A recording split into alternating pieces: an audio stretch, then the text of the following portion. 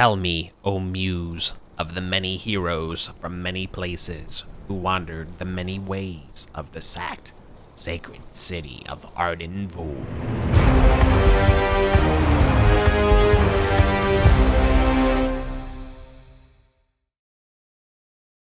Okay, it is the 12th expedition of Arden. It is the 24th of Deuterios, 2993. It is a drizzly, mostly cloudy, gray day today in Arden. Let's go around the horn and see who's playing today. I'm Shay, and I shall be playing Laosh, a druid from the Irthruan Basin. I'm Ed. I'm playing a new character today, Fimra Cornelian.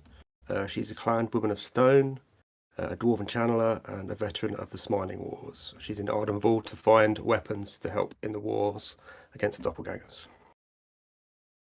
I'm Memento Mori. I'm reprising Attilis after a break. He's an Imperialite fighter, and up until recently, his goal was simply to just feed himself, make some money so he could eat. I think he's achieved that, so now he's looking for deeper meaning in his place here. Nice. Yeah, and I'm Patrick. I return with Maximus, which is a Spafari scout, aka a thief. And I am Varen, and I am playing a new character today as well, a frail Arcontian wizard named Meridius the Grey. Nice. Added everyone to the list here. All right, I think we're ready to rock and roll. Someone want to recap sort of what the plan is? Oh, actually, hang on a second. Townsfolk. Are we hiring anybody today? I get a free hire. I get a free hire from my carousing. Ooh. I get a free hire.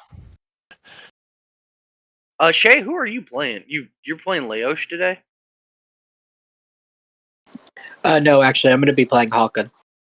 I'm just So we don't need the Oh. thieves bad. Okay. Oh damn, we got a bunch of thieves though. Yeah, I think we have 2 thieves. Okay, so what if we took both thieves and Hawken and we went down to kill the Plum Thorns and we made it just a straight up like sneaky gang war? The gang war, yeah. I really like the idea of taking the seer. I feel like that's going to pay dividends. I just felt the stinging absence of luck tokens the last session I played. Makes sense. Yeah, it was painful. Someone died. Yeah, we can probably just take the seer. I don't think we need the thieves for regular scouting shit if Hakon's coming. And we've also got Maximus as well. Yeah. So we've kind of got 2 already. Oh, yo, I totally forgot that Maximus was also a thief. So we're taking Placidus? Yes. All right, who's paying and recruiting Placidus for the day? I've got 81 gold left over from character creation. Building a wizard is cheap, so I can pay for it. Sure. Are you okay with highlighting Placidus as well? Yeah, I'll make another sheet on the whatchamacallit. The dang Google sheet? Yes. That's way too big now. That's the word that I could not fucking get for the life of me. Hey, you're good. Okay. It's 9 o'clock on a Saturday. Oh, not the fucking time he meant when he wrote that song. That's good. Ooh, he's courageous. Nice. I assume that gives us an advantage on like morale test. Yeah. Let me know if you need the spell list, or Ed can supply you the spell list that you need. I think I've actually got the quick start guide listed somewhere, so I can go find it if we need it. It's not. No, the seers are in the curse. The extra one. They're in a supplemental book called Curse Scroll. Oh, okay. So I'll just quickly grab it and post it for you. Yeah. In that case, thank you, Ed. And the other handy thing, he can do omen, so he can dish out luck tokens at the start of adventure if you want to, up to 3. Yeah. Yes. But If you can pass a DC 9 wisdom check. yeah. Just remember, this guy costs 30. He takes half a share of treasure and half a share of XP. Laren does not require a share of treasure, but gets a half share of XP. Is it all right to label these guys as retainers, or is that technically not true? They're not retainers. Retainers are like companions you can actually get that are like your sworn besties. Got it. You should. Okay. I'll go through and relabel like all of these, For sure. like Delgar and stuff later. But yeah. So these are all retainers, right? These are all people you can buy to retain. There's technically 5 total. There's the townsfolk, which are level 0s, right? They're your torchbearers and porters. They're your adventurers, which are Placidus and the like, who are leveled retainers, requiring a share, but can also fight and stuff and serve with you. There's experts who are technical people like scholars, translators, that kind of stuff, right? Structural engineers. So I don't know if that's ever relevant. Mercenaries, of course, are the 4th category, right? Soldiers of fortune who can help defend outside entrances and stuff like that. So if you wanted to make a base of operations, they're super vital. And then lastly are cohorts, and these are loyal companions that you can recruit and serve with you. You can have one of them. You can have one loyal companion for life per 1,000 gold pieces of treasure you have, or plus 2 boasts that you have. But they do expect half shares of treasure, right? This is like you giving them their warrior rings and the like for serving you. And they never have to roll morale. They're always ride or die for you. as long as you're still alive or whatever. Yeah, and as long as you're giving them the half share.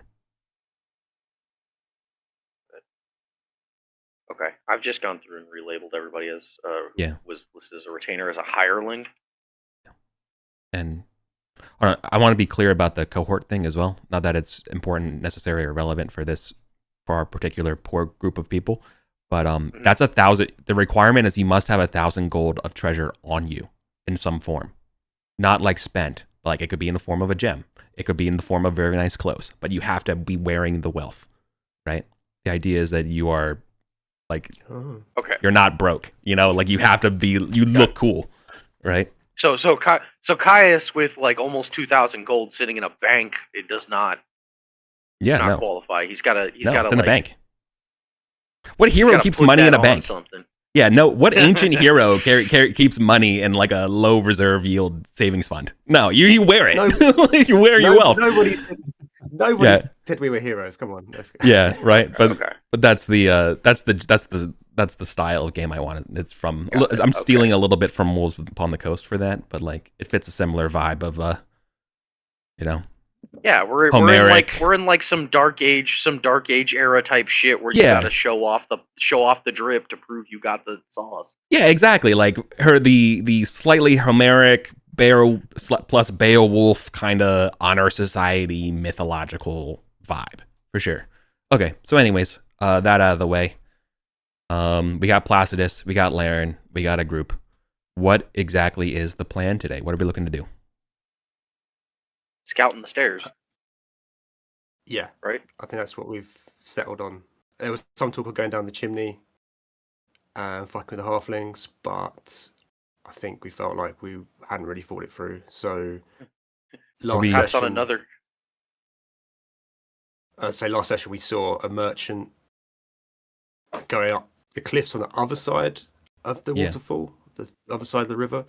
And if we leave from Gosterwick, there's a way you can backtrack along the river, get across, and we can see where that person was going. And our suspicion then was, we heard a rumor that there is a different route to the supposed forum that people were taking that didn't involve going through the pyramid, and we suspected maybe that was the way to go. But at the time, we had a different goal, so we didn't investigate, but we kind of put a pin in it. So this might be an opportunity to do that. Yeah, and I'm also interested in investigating the statues. I feel like there's definitely got to be some hidden treasure on these statues somewhere.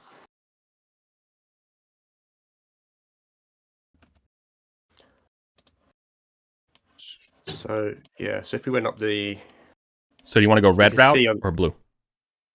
Sorry, I'm gonna make it. I'm a little confused still on which exactly plan we want to do when we go to the stairs. Red takes you up to Arden Vol through the long stairs and stuff, but blue is this one that's colloquially called the short stair because it's broken. Do you want to go through the I think blue we're route? thinking the blue, right? yeah, I think we look at the blue. Maybe we can find a path around the back of the waterfall or something. I don't know, but I think we look at the blue first. If it's a bust and we don't find anything up there, then I'm sure there'll be time to backtrack to Gostwick and go up the main stair as well. But I think we should look at the blue. That was the idea. Okay, great. I'm gonna say time passes as we actually I think we need a navigation check just going through the woods here to see whether time passes or time really passes. Mhm. So who's leading the way here? Could I do it at an advantage as a scout? Absolutely. This pathfinding is 100% in your domain of expertise. What kind of check is that? Wisdom? Let's see. Tell me what it is that you're doing. How are you leading? Are you leading based on your knowledge and examples, or are you based on your training and wit and intuition? Or just by vibes? By training and intuition. Cool. Then training and intuition would probably be a wisdom-based check, looking around. Guessing rather than expertise. All right. I rolled a 17. 17 is more than enough. Great. So just regular old time passes.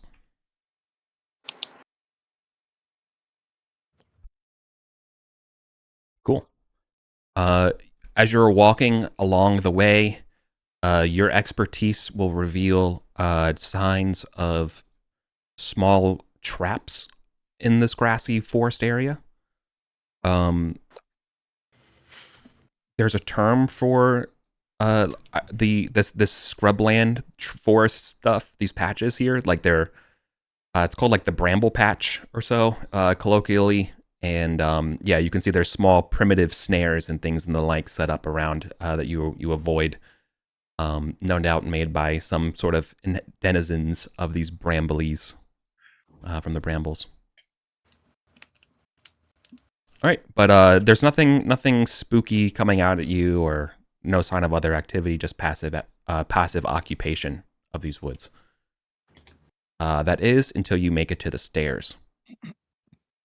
And coming from the bottom of these stairs, now it is very loud, mind you, because we are by this waterfall. There is a party of 6 cloaked gray figures descending the stairs as you are arriving. They are about like 100 feet from the top of the stairs, and they appear to glide down very gracefully in their gray cloaks. Again, also underneath their cloaks and robes, you can almost see a little bit of glowing orange. I don't know to what extent I can use my meta knowledge here. Can I say that I had a conversation with Hedgewater about these people before? Sure. If you think your character would read another character's notes, then I would allow that. As long as it's written down, I would allow that. Okay, so Fimra says, "Oh, my friend Hedgewater mentioned to me that when he was out on the stairs a few days ago, he encountered a similar party to this. It was a party of elven adventurers, and they appeared to be carrying some kind of glowing substance. That Gond, who was with us, who was with Hedgewater, speculated was possibly Arcanum. I wonder if it's the same party." They Were appear to be they coming your way. hostile, or were they? They were not. They were not hostile. In fact, they gave us a blessing when Galil, the Elven Wizard, asked them for any magical items. I think. Yeah, he said they begged for gave it. He begged. He said he begged them for magical items, and they gave him a blessing instead. So they weren't hostile then. They're very well armed, though. Is what Hedgewater told me. And they're quite dangerous. You know, like you wouldn't want to mess with them, but they weren't hostile. Attilius, your ability to summarize a fighter and someone's fighting skills, yeah, you would probably think that a single one of these graceful gray wardens would probably be able to take on five of you, if that helps you give you an implication of their level. All right.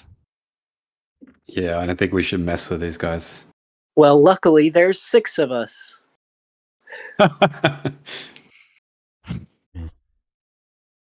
Let's maybe greet them friendly and get on. Sure. You hail them, they hail you back, and they bring down their hoods and they're ready to go. You can see that the 2 people ahead of the group, I'm gonna use the same rules I did last time. You can't tell elves apart. They all look the same to you. They all look like blonde-haired, gaunt family, gaunt features and stuff. They're graceful, beautiful. It's very hard. Laren could obviously tell them all apart. Yeah. So Laren might help you out here and describe that the 2 up front are actually twins, rather than you would think these guys are all like sextuplets, but the 2 are literally twins, and they're sort of like the head of the group. Do you want Laren to run the negotiations here in Elven? Do you think that would, or would you rather just talk to them in Arcantian? Or are we negotiating? Like, I don't know. do we have anything to do with this group? It seems like they're like other adventurers. You said you were greeting want them. to talk to them? I thought you said that. I heard that you guys were greeting them, so I was wondering how you wanted to go about that. I meant like show our respect and continue on with our journey. Professional hat tip. Yeah. Okay. Yeah. Gotcha. I mean, Fimra would like to know from them if there's anything, if they've encountered anything on the stair Smart, that they'd be willing to warn us about, or Sure. Hail friends, what news? Yeah. They'll say they'll look at you with quite sad, grief-stricken facial expressions and say, "I'm so sorry for you. I'm so sorry for most of you."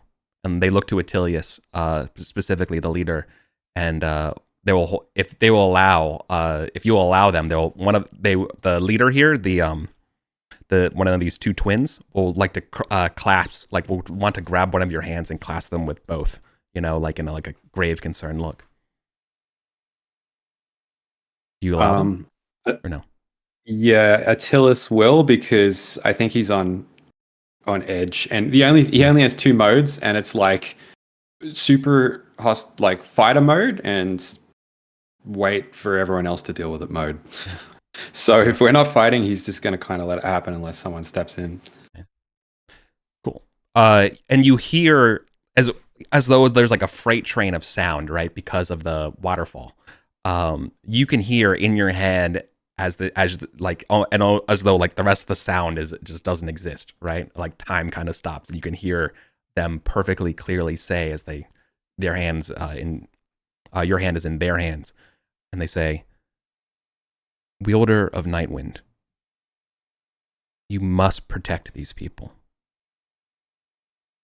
for there is grave danger in the paths ahead."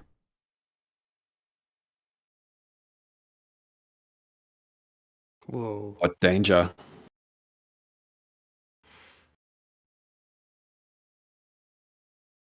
How would they describe it? They're lizard folks. That's probably like they would say it like an Elven, but they would then change it back to for you. Like, the lizard ones.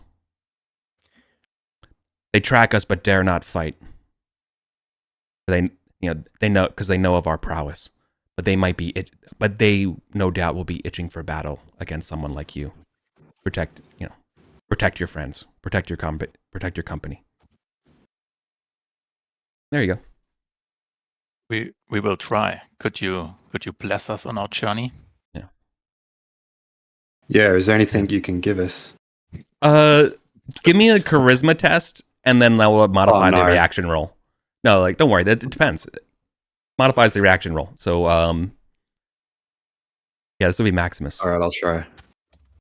Yes, please, Maximus, you do it. No, Maximus is the one Yeah. that begs. Yeah. 20 Please. plus 2. 22. Oh! Okay.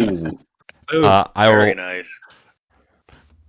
I literally. Nope. Not enough. Okay.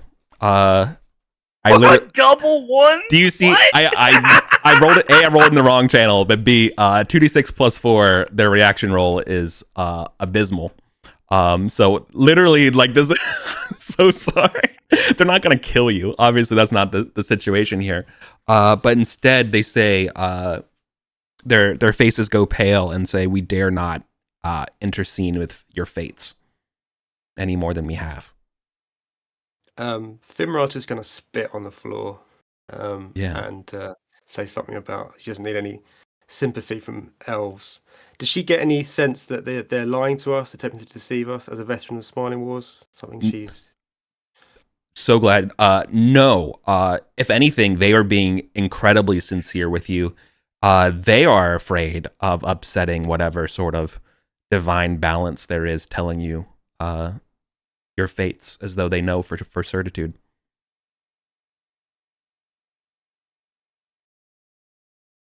And Fimra just shrugs. Yeah. The elves are being deliberately like laconic and mysterious, while also trying to like share information with you in the cryptic elven way that you should expect from. I Right? feel like Fimra would have no truck for this sort of like cryptic, enigmatic Yeah. talk. Like she, given her experiences, she'd want to have more direct conversations. But she's ready to go when everyone else is. They will give you their name though. The leader of the group is Noredin. And this is their brother, Trillius. These are the twins. They will not give you their surname or their parent name, but they will give you Noredin and Trillius.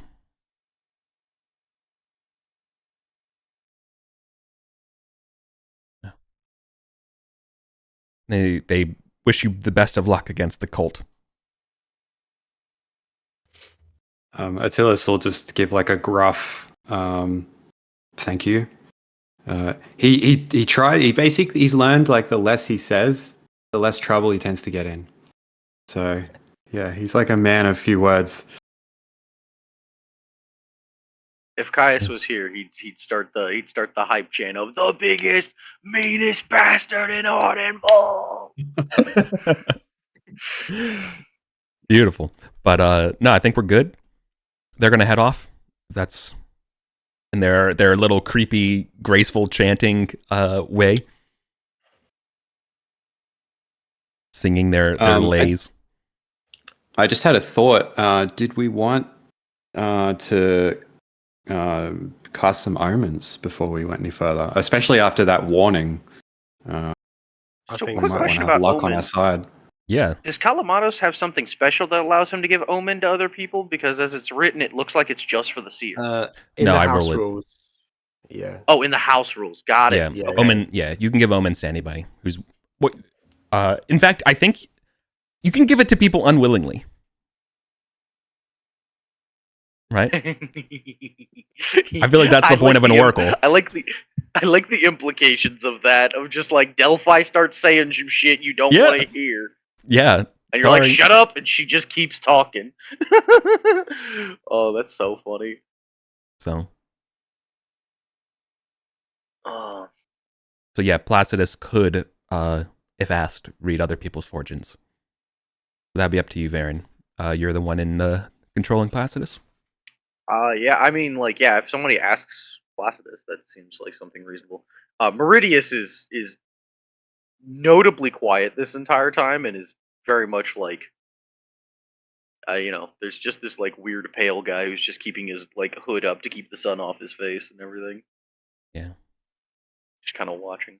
But yeah. Does anybody who's like looking to get an omen reading from the priest after this harrowing warning?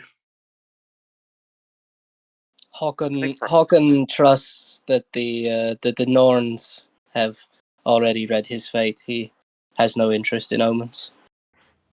All right, we're probably Meta. gonna start with Attilius.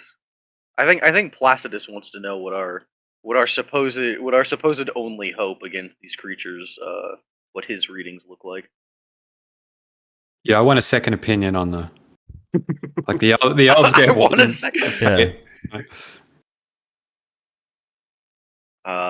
You know, Yeah. your omens don't look terrible, Attilius. All right. 13.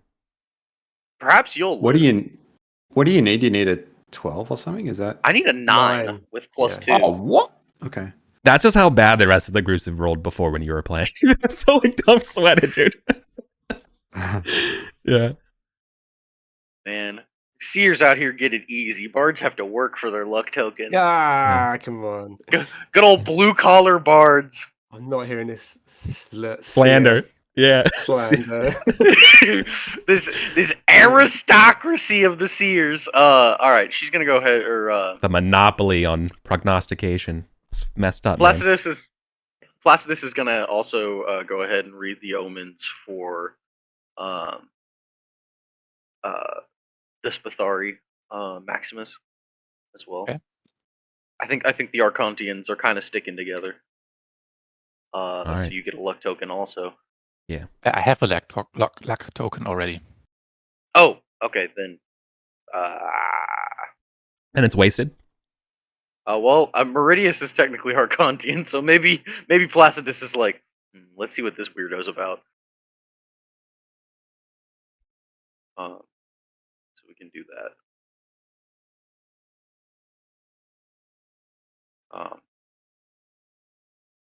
Yeah. And then 13 would does the dwarf want a reading? I'll have a reading, sure. All right. I don't. Well, Doesn't surprise me. The 8 ball says ask again later. Yeah. The I make my own fate.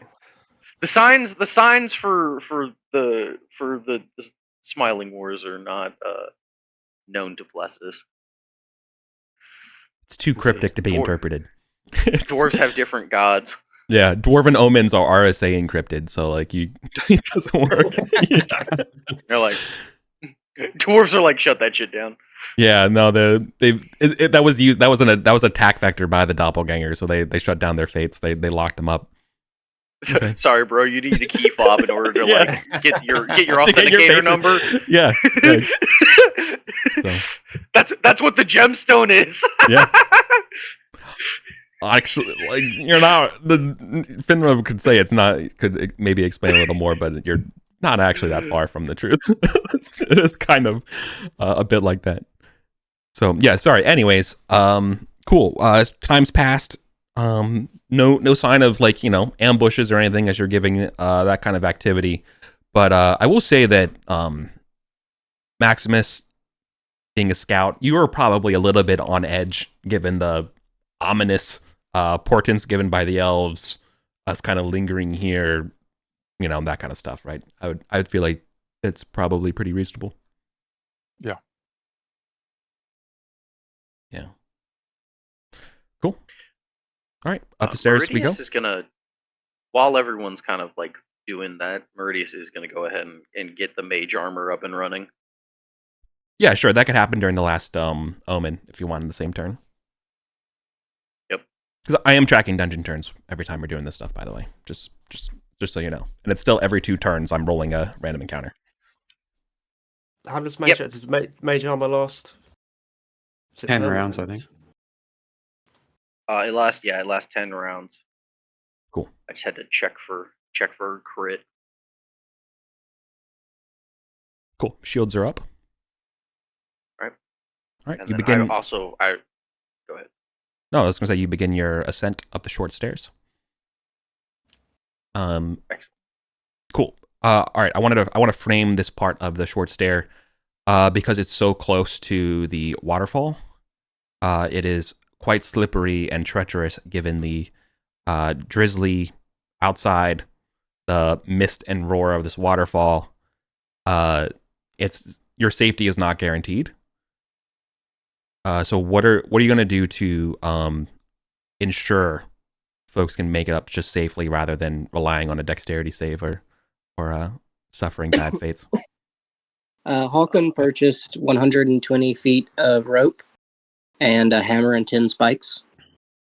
So I was thinking we could all tie ourselves together, like run the rope through our belts or something, so that if one person falls, then we have the other 4 or the other 5 to anchor us. Okay. This is going to be slow moving if you want to lead the way there or someone lead the way, right? Because basically one person's going to kind of have to go ahead very slowly, hammer in the spike, move the chain, as you guys go up safely, right? Is that the plan?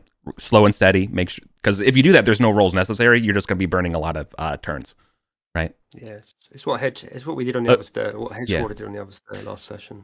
Yeah, I'm gonna say I don't know if fall off the cliff, so I'm gonna say it's about 120 feet, so that would probably be like 4 turns worth of movement, and also you burn all of your iron spikes to do this. Not like a d6; it's just gonna be all of them, just like last time, just to make sure, right? But then no rolls are necessary if you want to do it that way. We can also compromise on a middle ground where you can save some of your resources and we can still roll, but like otherwise, if you want to just waste the time and do it, and we can move on. Fimra has got iron spikes. If we need to have iron spikes on the way back, Fimra has got iron spikes, so we can afford to. Laren, my drinking buddy, also has iron spikes. Yeah, we're spiked to the gills. We're fine with resources. I think I might have spikes as well. Awesome. Yeah, I'll I'll construct a ladder up this whole thing, like a rope ladder of spikes. I'll burn my my 10 spikes so that we can get up. Nice. Okay. So who's focusing on doing this work, right? Who's leading the group up with hammering in the spikes and the rope and all that kind of stuff? Hawken. Okay. So anyone other than Hawken can answer this question. Who is on the lookout? Maximus. Okay. Maximus, give me an awareness test. So it'd be like wisdom with advantage. Actually, straight dice, given the mistiness of everything. So it's going to be neutralizing your advantage.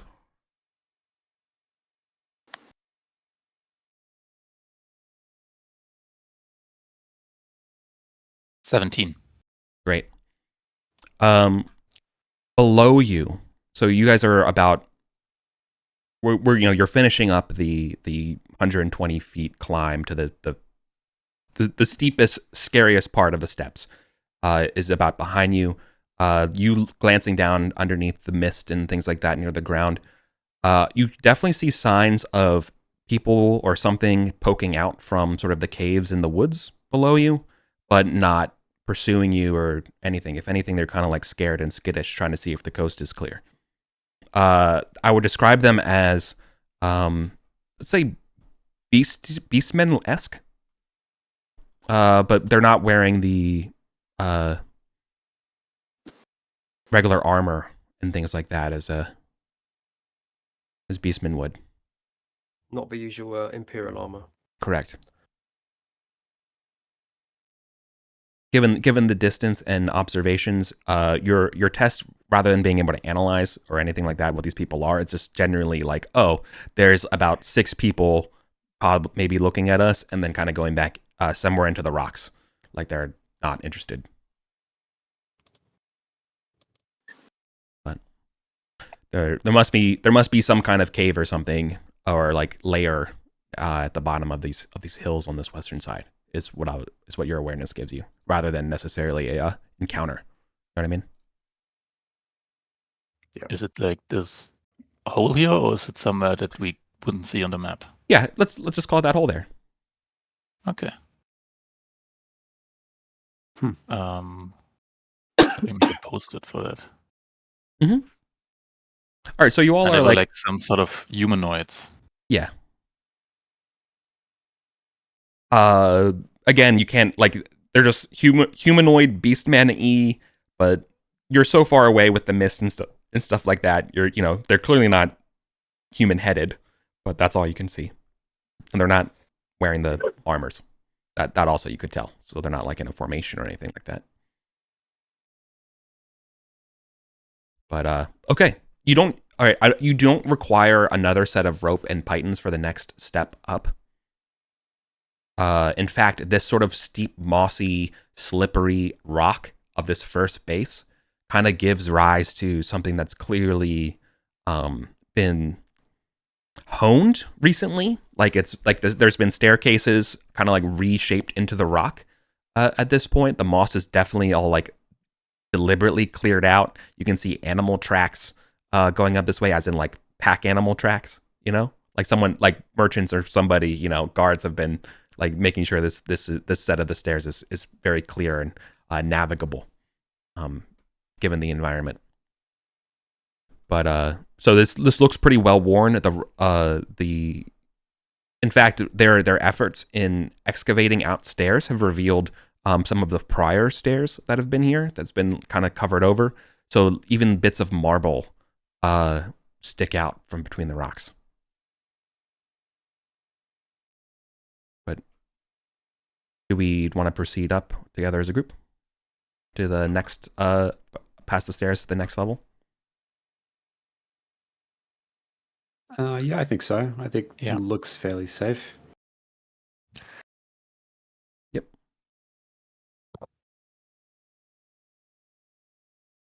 Does anyone has anyone ever looked behind this waterfall? It's like a big waterfall in the middle of this cliff. No. Has anyone ever like checked behind it? Okay. Nope. Nobody has ever looked behind the waterfall, as far as I know. Okay. So we're almost on our way like to the middle of that. Oh yeah. When we get there, could you guys maybe tie a rope around me and let me like check what's behind the waterfall? Yeah. If there's something. Yeah, Yeah, absolutely, we can do that. Yeah. Okay, cool. All right. So for mapping based purposes, the roping and the pythons covered about 3 sets of 100-foot stairs, right? And you guys are now going up the next like 300 feet of stair, which imagine a 100-foot switchback, 100-foot switchback, 100-foot switchback, and this is almost like a 300-foot straight kind of climb for this last bit here. So you're like about 600 or so feet up in the air, as far from the ground at this point up here. So do we want to? And so now we're going to do plan swing Maximus to the waterfall. Yeah. Mm-hmm. Yeah. Maybe I'll drive some irons, like at least an iron spike, like some kind of extra handhold, just so that we have a very secure spot on the cliff in case anything goes wrong. Sure. Yeah. If you touch this waterfall, it will be very bad. The pressure and strength of this water coming down would probably be enough to rip out the spikes and things like that. So everything's about safety, but your number one requirement is to not touch the waterfall. Well, doesn't this sort of lead up to? It looks almost maybe behind the waterfall. Yeah, you want to sure, but okay, in order to get around here, it's going to require acrobatic, athletic navigation of moving between rocks that are again now slippery, obviously not maintained and manicured like the prior bit. Yeah. So I'll do that while I'm tied to the rope, which is tied to the to the spike and my buddies. Okay. So you have the tools, you have the technique, But let's see if you have the time to get this set up. Because if you don't, then I'm going to require a roll. Eric, just to be clear, exactly Yeah. exactly where are we on this cliff face? Just a moment, if you. I assumed you haven't made it to the opening at the top. I assume you Okay. guys are around here Great. at this post-it note. You wanna go- Yeah. Because So we're moving closer to the waterfall, So right? so there's I'm assuming we're just moving somewhere like here, and from there, Maximus is going on his own. Before we get to that, we're not going to have to go past this cave. yeah, I wanted to describe that cave as well. Okay. Okay. Yeah. Let's do that. Sure. Okay. So, there was an obvious once impressive grand entrance at that cave face. It is not a natural entrance. It is clearly worn down through time, algae covered marble entryway. There are the faintest traces of serpentine suggestions of motifs in the lake, things coiled. But most, you could imagine this place in once its glory and luster, how magnificent this would have been. Does it in any way remind me of my chosen deity, Vachet, the god of snakes and lizards? No, it's the other one. It's worse. God damn it. There's also strewn about goat bones up here, picked over from the entrance, from the mouth and maw of this entryway. Hey, so Eric, Yeah. does it remind me about my chosen deity that I am not going to say out loud? Set. Yeah. It's serving set energy.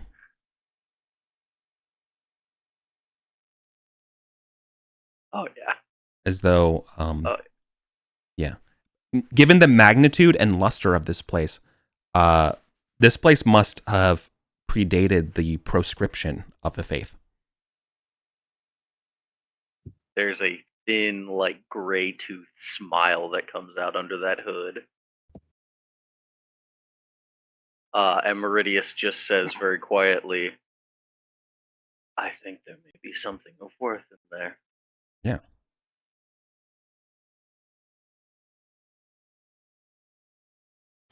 But the staircase, you're about at the apogee of what's called the short stair, as in there's no other switchback stairs leading up further past beyond this entry point. Now, does this change the information, or should we move on to Patrick's exploration features? Or sorry, Maximus's. Well, I think we need to make sure nothing's going to come out of this cave. If we're going to start swinging Maximus around on the cliff face, I think we need to make sure that nothing is going to come out at us from this cave. Otherwise, things could go horribly wrong. Things could go horribly wrong anyway. So I don't know if we can, if we should scout out this cage to see if anything is around. Because I mean, obviously, elves are about lizard folk around here. Yeah. It I don't know what the does. rest of the party. Besides the smell of mildew and dampness, it definitely smells like carrion, by the bones and such of this cave. You can see with the twinkling twilight into this cave, more bones littered around.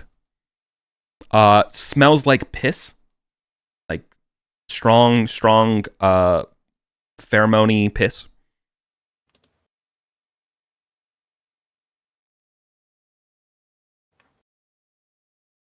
If anyone is a hunter or maybe even like a woodsman kind of background, I will give you more information, but otherwise it just smells like rank piss. I mean, Fimra was a hermit. Oh yeah. Yeah. Uh, No, that's well, you're a dwarf hermit. Yeah, This I is know not exactly lizard piss. And Placidus is a forager. Yeah. You would know that predators mark their territory, often with the use of peeing. This is clearly some sort of predatorial den. Yeah. So Placidus, would just be like, Fun. would say that to the crew, like, hey, something lives in there and it's telling us to stay out. All right. Maybe. Yeah, I think Attillus would like crunch one of the small bones under his boot and say, "I know bones are never a good sign."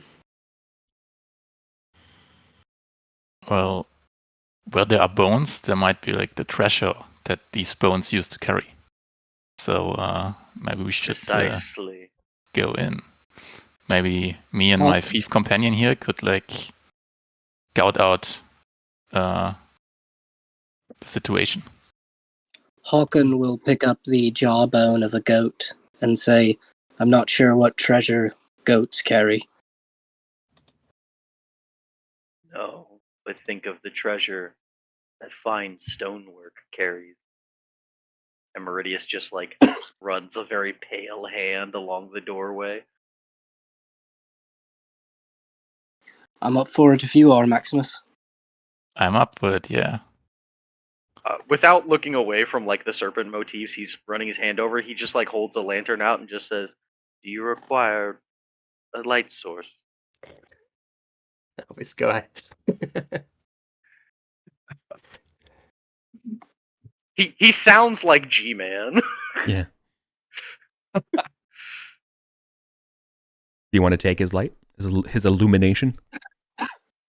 I mean, with light, we should probably just go all in. Yeah. Yeah. Well, Basically, if you guys don't have a lantern, because lanterns can be shuttered. well, a lit lantern. This is the first time hearing of a lit light source, so I can describe more than just like the 10 feet or so ambient light into the cave. Oh yeah, there is all sorts of minor animal bones, baboon bones, maybe even like, vaguely human bone. I don't know. There's a lot of bones in this cave, and you also see the denizen of the. Sorry about it. You also see the denizen of this cave and yeah. And you can see snarling in the back, like trying to escape your light, is a rather gaunt, terrifying lion. That's clearly been hissing and roaring for like a while, but you can't hear it, because of the waterfall. So it's instead you just see its teeth like in the corner, like hunched back, like back arced high, like don't mess with me, kind of look. You can also clearly see the back of the cave wall is covered in debris and just been like completely closed shut. Interesting. So this might not be the destination that No, it people doesn't seem come like to, it, does it? Doesn't seem like that at all. which it lends credence to the waterfall idea. And is this lion gonna come out and harass us if we start trying to do anything on the ledge? It's I'm wondering. pacing. It's angrily pacing, trying to stay out of your light. Clearly mad that you're near its den, right? That's pretty obvious. But I don't think it's looking for a fight. I wouldn't describe that. It's pacing and anger as it will attack you in any second. It's more like, you also haven't really stepped foot into its den, so. But it's clearly doing all the signs a predator would have, like, don't mess with me. It seems like we could probably move on, and this thing's gonna be too scared to attack us. But the only question is if we think there's anything of value in here, and we're willing to risk taking this thing on. There are a lot of pile of bones. There's a lot of rubble. It's really hard to see. There's definitely like places where there would be like something scattered and it could hold treasure. I would definitely say that there's nooks and crannies that are worthy of investigation, but could be nothing. Do we Could be have something. the tools for tunneling? Almost certainly not. No. Perhaps another night then. Hmm. And it looks kind of emaciated, did you say? Yeah. Oh, Interesting.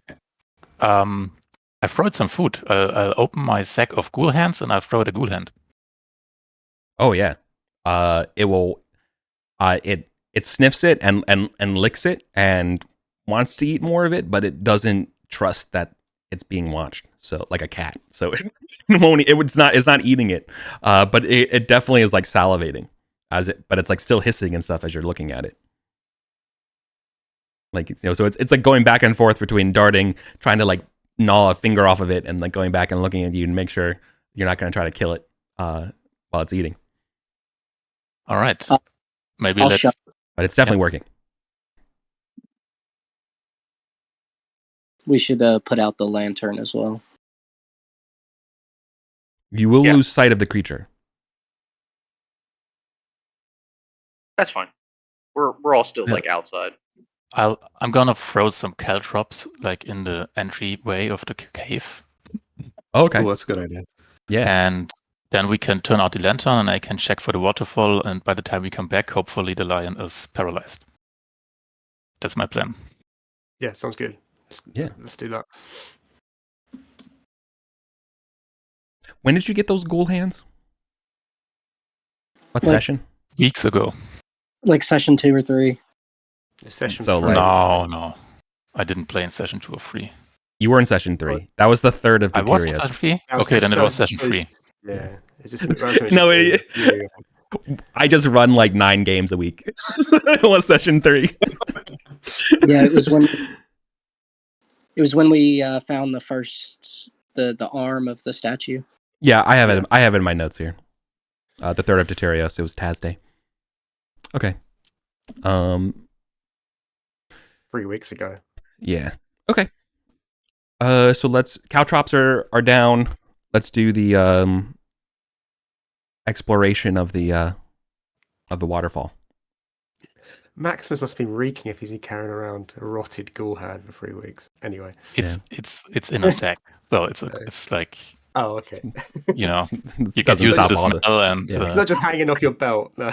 The second he opens that sack, everybody's like, Yeah. Gagging. Oh yeah, Remember, 100%. I think No, I think yeah. Meridius with the -2 con literally has to like bring a handkerchief No. to his face and like No, what's terrifying is that the besides the I think it's actually the opposite, like factually, is that it doesn't rot, which is terrifying. Okay. ooh, It's even worse. Okay.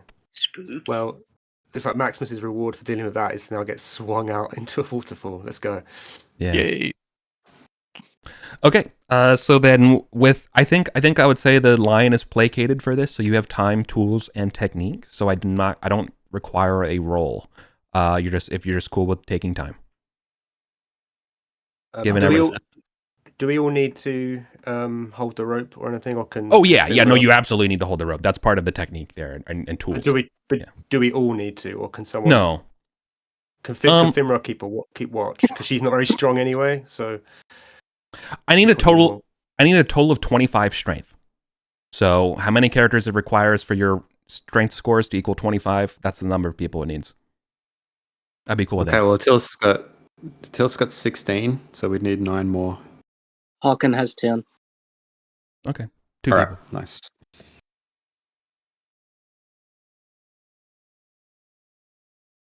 Okay. All right, Patrick. Maximus slowly rappels down the side of the cliff face. And you are... I don't know, would you be surprised to find something of interest, or would you be expecting something of interest? Because you definitely find something. I guess I would kind of be surprised. I am sort of Sure. like, what's the expression? Stinging in the dark. Yeah. That's not the expression, but you know what I mean.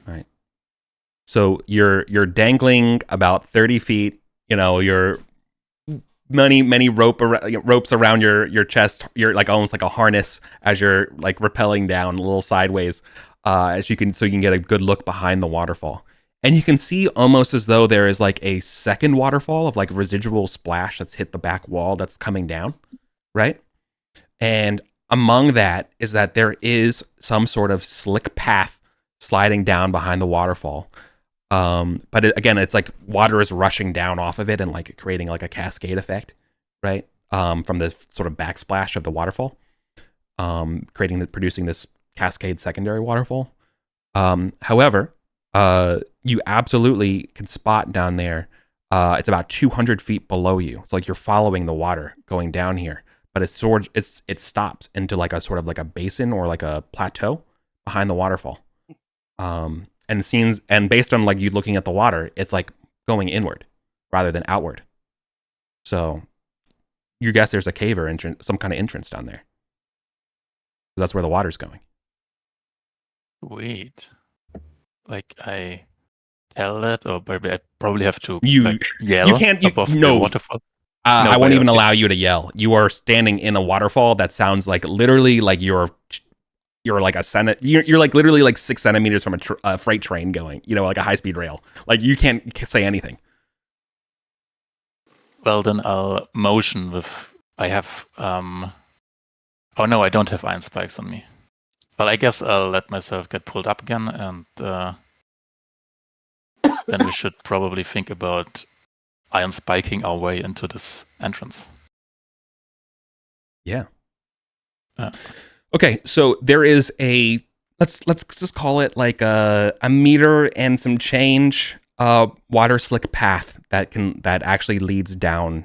Like you can scout, it will be tough. It's not like an actual path, there's not like stairs or anything like that, but you can think like we can jump here, move that there's a feasible way to get down there. All right. It will require a lot of gear, but you could do it. Finrod just speculates. We were told the merchant went up here. This couldn't possibly be in the way that a merchant went. We must have missed something on the way up. I'm not saying we shouldn't explore down here, but I'm just curious as to how we missed another. I'm not fully convinced that this lion's den isn't some sort of secret entrance. Okay. Yeah, maybe it warrants a closer look. Yeah, I think we should go deal with this paralyzed lion and give a closer look to this cave. Agreed. Paralysis. Lion was simply malnourished. Where did the paralysis come from? From the ghoul hand that I fed the lion, or tried to feed. Light back on? Ah. Yes. Yeah. Okay. There's no ghoul hand, but the cat is there hissing. Yeah, it's not worked. Probably not potent enough. No. If anything, it's licking its lips, wanting more. Maybe it succeeded. Now we've just invigorated it. Yeah. Yeah. Invigorated it. Who's up for some lion hunting? Yeah, I think that's might be the way we have to go, unless anyone's got any more tricks up their sleeve. It's just one lion. I mean, it could be tough, but our numbers should tell, shouldn't they? Right. Transparency, by my count, I've got, I think, 4 rounds left on Mage Hand. Not Mage Hand, Mage Armor. Yeah, I'm cool with that. But before we do that, I do have another question from the group. Who is the most? It can't be Maximus, because obviously Maximus has been busy here. Who's the most observant of the party? Well, Finrod was keeping watch while all this was going on. Finrod, I'm going to need you to make an awareness test for me. Is that a dex check? Difficult? No, awareness would probably be wisdom. Oh. Because you're trying to see if you notice something, because you can't even actively, like, you don't actively know what you're looking for, so it would be. I'm not the wisest, so apologies, guys. 12? Yeah. Okay. Everything's fine. Good to know. Placidus has a +2.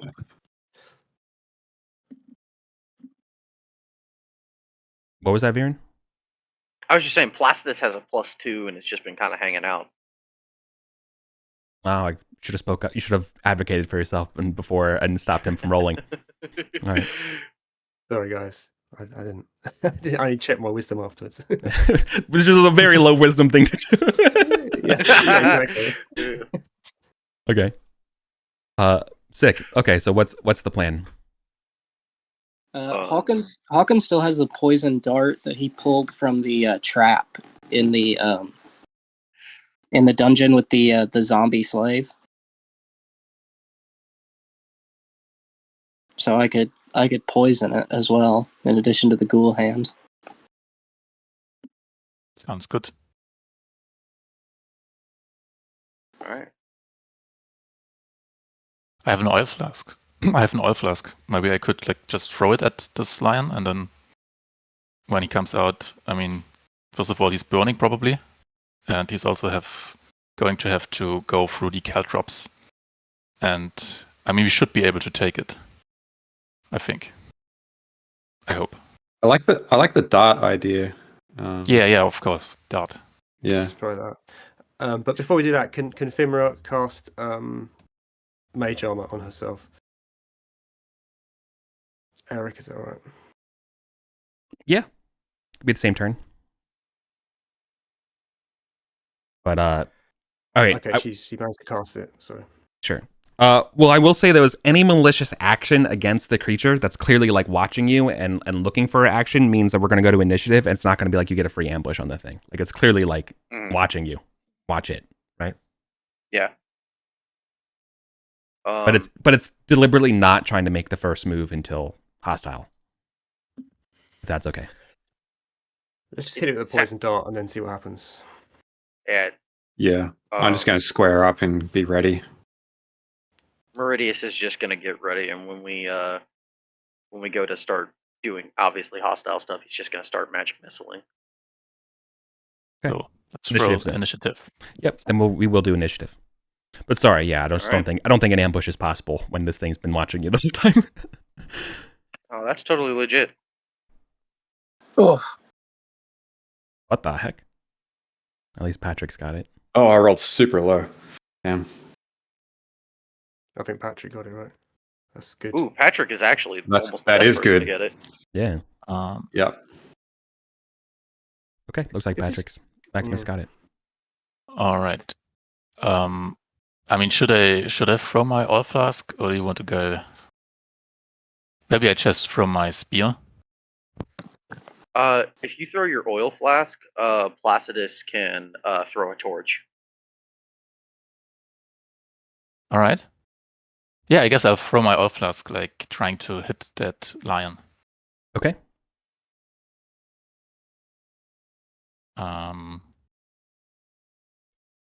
You have to hit its AC. No, you have to hit relatively close. Let's say AC 10.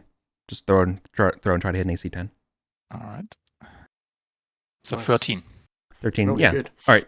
You'll cover it with oil. It hisses as it's rearing to charge you. If you could hear it hissing, that is. Does Laren is just like a torchbearer, or is he also a fighter? Nah, he's a torchbearer, a non-combat participant. A non-combat soldier. Okay. Yeah. Yep. He's retired from that life. Yeah. Retired soldier. Yeah. Yeah, much more He dangerous turned in his life. badge and gun. Right.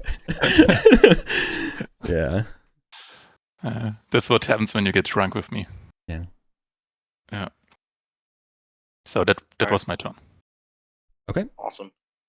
Meridius is going to just fire off magic missile.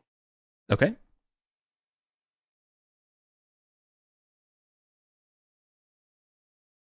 Does that work? Yes, it does. Yes. So yeah, 14 is going to do it, and then that's just a D4 damage free. Yeah. Bugger. 1 damage. Okay. And then Placidus throws a lit torch at the lion. And throwing can be done with strength, right? Yeah, it's a thrown weapon. Hey. Oh, okay. Nice. Spot on. All right, so Okay. roll a so roll a d4 because you actually hit it with the torch as well. It's like how I will Would this be- represent it with it. Yeah. All right, so, got it. So you do d4 damage. That's the torch hitting it, and then let me just double check. I think the fire is just automatic damage. Let me check the gear real quick. It burns for D4 Torch, rounds. Torch is more. Oh, it is effective than D4. magic. Yeah, it burns all in close range 4 rounds, 4d4. I wasn't sure if it was 4 damage for 4 rounds or for 1d4. It is 1d4, so another d4 for me. That'd be the fire. All right, and the D4, and this is fire damage. Yeah. And then are you gonna hidden roll D4 rounds? No, it burns for 4 rounds. That doesn't. It burns that's a for fixed. 4 flat. Yeah, that's a fixed Okay. amount. Uh, So okay. all right. So you just did a total of. Sorry, how much was that? That was a 5? total of 6 damage. 6. A magic missile wings it, and then it gets hit right in the face with a burning torch that causes it to explode. Okay. Do you? Hakon? Hawkins not even sure if he should throw the dart anymore. Yeah, I will throw the poisoned dart at the.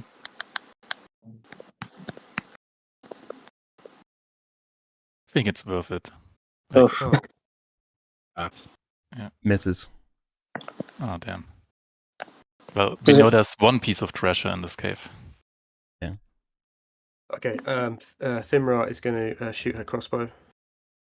Mhm. No good. Yeah, no joy with that. Right. Now time to see if caltrops are enough. Okay. I rolled its morale. It's still sticking around. So, that means, the caltrops are there, which would probably do.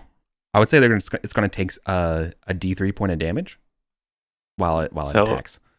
Yeah. This is actually like specified in the Shadowdark rules. Oh, they are. What do they do? They only do 1 damage, but they reduce movement speed to half for 10 rounds. Ah, got it. Okay, never mind. So they do one damage. They'll eat the 1 damage. Okay, and it will try to attack the person closest to it. So I'm going to roll randomly here. That might be Attilius. That might be Maximus.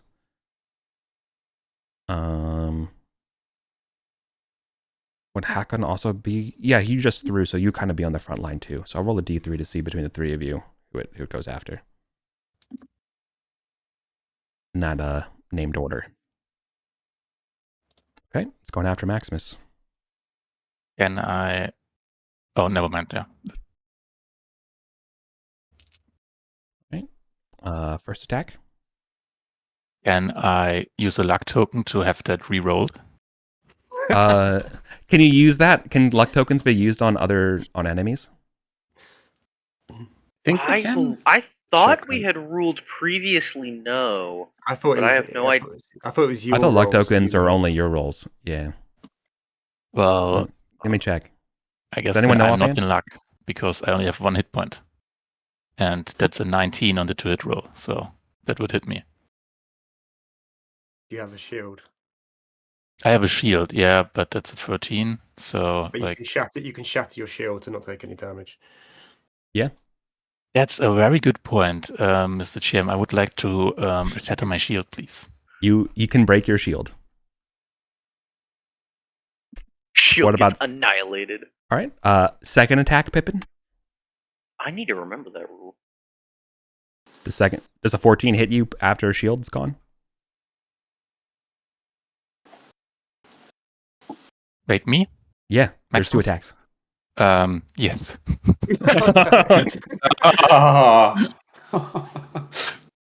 Damn. Damn it. 2 damage. Yeah, I'm at -1 hit point. Okay.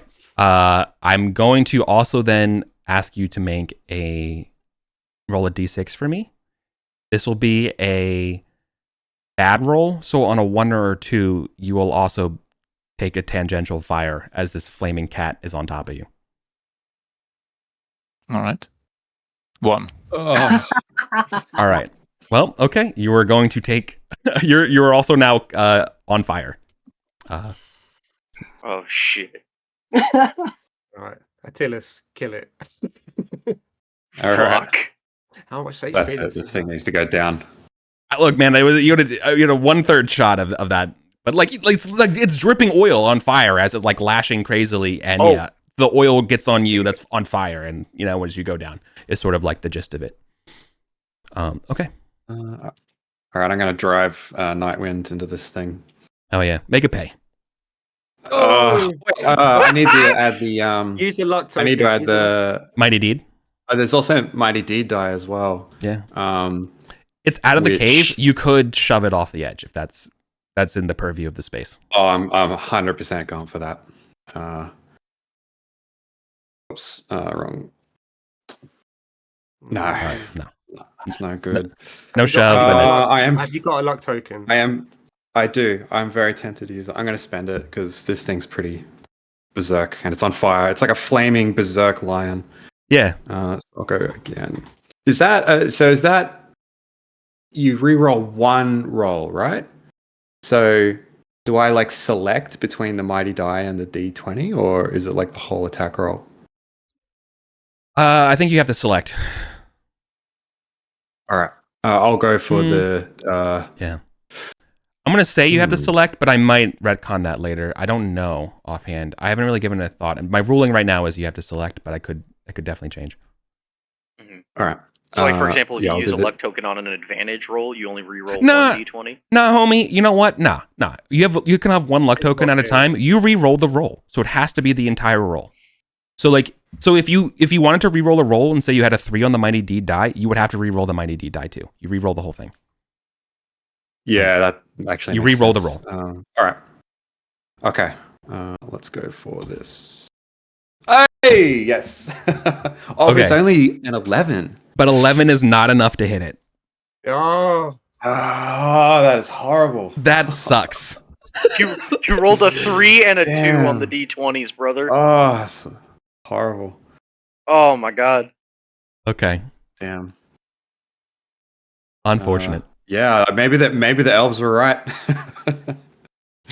They've gotten into Attilas's head. Oh, yeah. Hey, that makes sense. Okay. Maximus, what's your con mod, by the way? -2. oh, Oh, I'm sorry, what? -2. Okay, cool. All right. -2. Sick. Thank you. It's almost Awesome. as if like this ghoul hand fog isn't really good for your health. so you get. Does that mean -2 to his number of rounds to live? Yes, it does. There's a minimum Oh, one man. turn. Everyone gets at least one, unless you like fell off a But Patrick cliff or does- something like that. Because we forgot this last time. Patrick does get to roll a d20 to see if he jumps to his feet, even if he doesn't do On his anything else. turn. Yeah. It's just his turn. very now. important Yeah. rule. It's his turn Yeah. now. Hang on. I'm going to push back on that though for one point. He's on fire. As long as he's not on fire, I will allow him to come back alive. Because otherwise, the fire is just going to put him at to 0 again. Does that make sense? Sure. Yep. I guess, yeah. Not roll. Just roll. You can roll to see if you come back. Then you just take the fire damage again, and then there's 2 critical injuries. Is how actually it would be. I'm going to do it. That's better. I think Okay. that's funnier. That's more fun. But So- you do get one extra round of. Yeah. That's Yeah. true. Resets the clock. All right. All right. Memento's just gone, so it is Patrick's turn. All right, so I roll with D20. my Okay. Not enough to. 11. Okay. Okay. Cat's still alive. Maximus is on the ground. Ah, jeez, Louise. What the fuck am I gonna do here?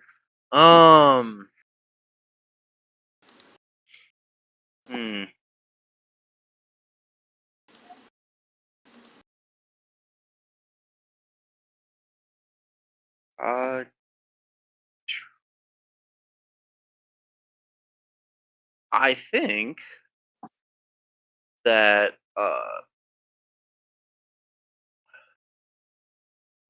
yeah, okay. Placidus is gonna throw a knife at this at the lion. Oh, crit. That's the second Placidus crit crits that he's gotten. again. Yeah.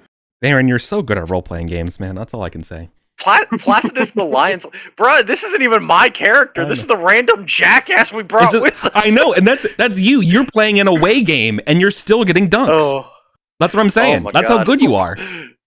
Oh, What- brother. what- About Sears in this game being so good at throwing things. I know it's the spears and everything. Oh, it's so good. All right, Just hucks a knife into him. still alive. It's on fire. It's though it's fighting with an unreal tenacity. Is the lion still on top of me? No, it's off of you, but it's like thrashing around. So you could get up. Someone could try to Good. address you, but So we still have like my drinking buddy Laran, who's Close not a range. fighter, but he could maybe put out a fire on me. yeah, 100%. Yeah. So I'll let him do that if that's possible. I guess it would be like Dude's just pouring a water skin So- over you. Yeah. Can you do a if you can roll a 2d6 and get an 8 or better, he'd be willing to step into the close oil range and help his comrade. all right. Otherwise, he's paralyzed with fear as the conflict's going on. Okay. Yeah, that's a free. Yeah. You know what I mean? Like he wants to, but he's bystander affecting. Like he's scared as this is happening. He's seeing everything going on. But this might be the moment that he becomes, a level 1 character as he shikes it off and remembers his fighting skills. We'll see. Let's see. Yeah. That looks like a 3. That's a free. Yeah, that's not a level 1 moment. Yeah, exactly. You have to get an 8 or better on his effectively like a knave morale test, as a hireling to be willing to put himself into close range of the fiery puma. Shit. The knave morale test would be reverted. Like Oh, it's you would need it's to roll under. Yeah. Oh, that means it's good. Oh, if then this is never like mind. a classical OSE type, BX type morale roll, it's Oh, equal it's a under. morale roll. Yeah, It morale is. roll under. Yeah. Oh, then it's more. Oh, we're good. We're good. It's roll under. Yeah, sorry. It's only weird. Oh, It's weird in my head. Shadowdark morale for monsters is the other way around, where if you beat a 15, you break. So that's why I had in my head that. But I'm using too many systems. Everything's wires are getting crossed. So you're good. He can step in. You're right. I'm so sorry. Whiplash. Laren's willing to dive in there to put out the fire here. Oh, maybe it is a level 1 moment. Yeah. Does he have any items that he could just like a blanket or something he could throw on you, or does he have to try to put you out with like him rolling you? So he himself doesn't really have something that fits. However, have a sack of ghoul hands that he could probably like use to smash on me. Yeah. That's Yeah. your answer to everything, Patrick. Go It's ahead. probably a little wet still from from dead hands and stuff. Sure. So with quick thinking, he's going to grab the ghoul hands and try to put you out, which I think will probably just be a dexterity test of him trying to just quickly smother the fire, right?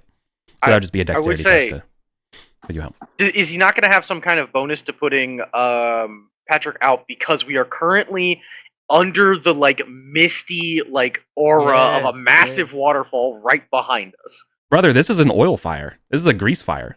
Damn. I'm sorry. Do you have sand? No, we're not. You want to make this? You want to boil a turkey? You want to deep fry a turkey? Mistakes? Want to YouTube that? No, we're good. Like this is bad. Yeah. I was hoping you'd No. forget. Yeah. I'm gonna roll for him then. Unfortunately, no. That's a 5. I don't think that's a success. A dexterity test of 5 is not going to be enough to put you out. I would have said at least a 10. Probably been enough.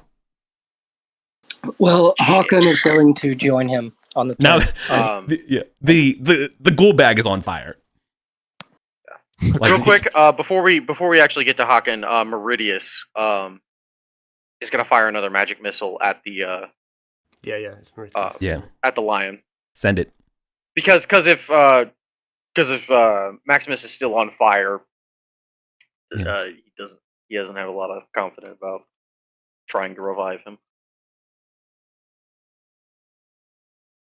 You gotta do KH1. The bot is Oh, adding dramatic sorry. tension. Oops. Oh, never mind. It's not the bot. I knew I missed something. I was like, I did it wrong. That's a misfire. What Oh the my heck? god. What the heck, dude? All right, Yeah, this, but With today's advantage. title is. just talking. Why don't you listen to the elves, man? Listen to. You just were talking mad shit about how good I am at rolling dice. All right, I do have a luck token, and you Yeah. did say we're re-rolling the whole roll. You do re-roll the whole Right? roll. Yeah, you do. Oh. All right, so now we have the opportunity for possibly the funniest thing to happen.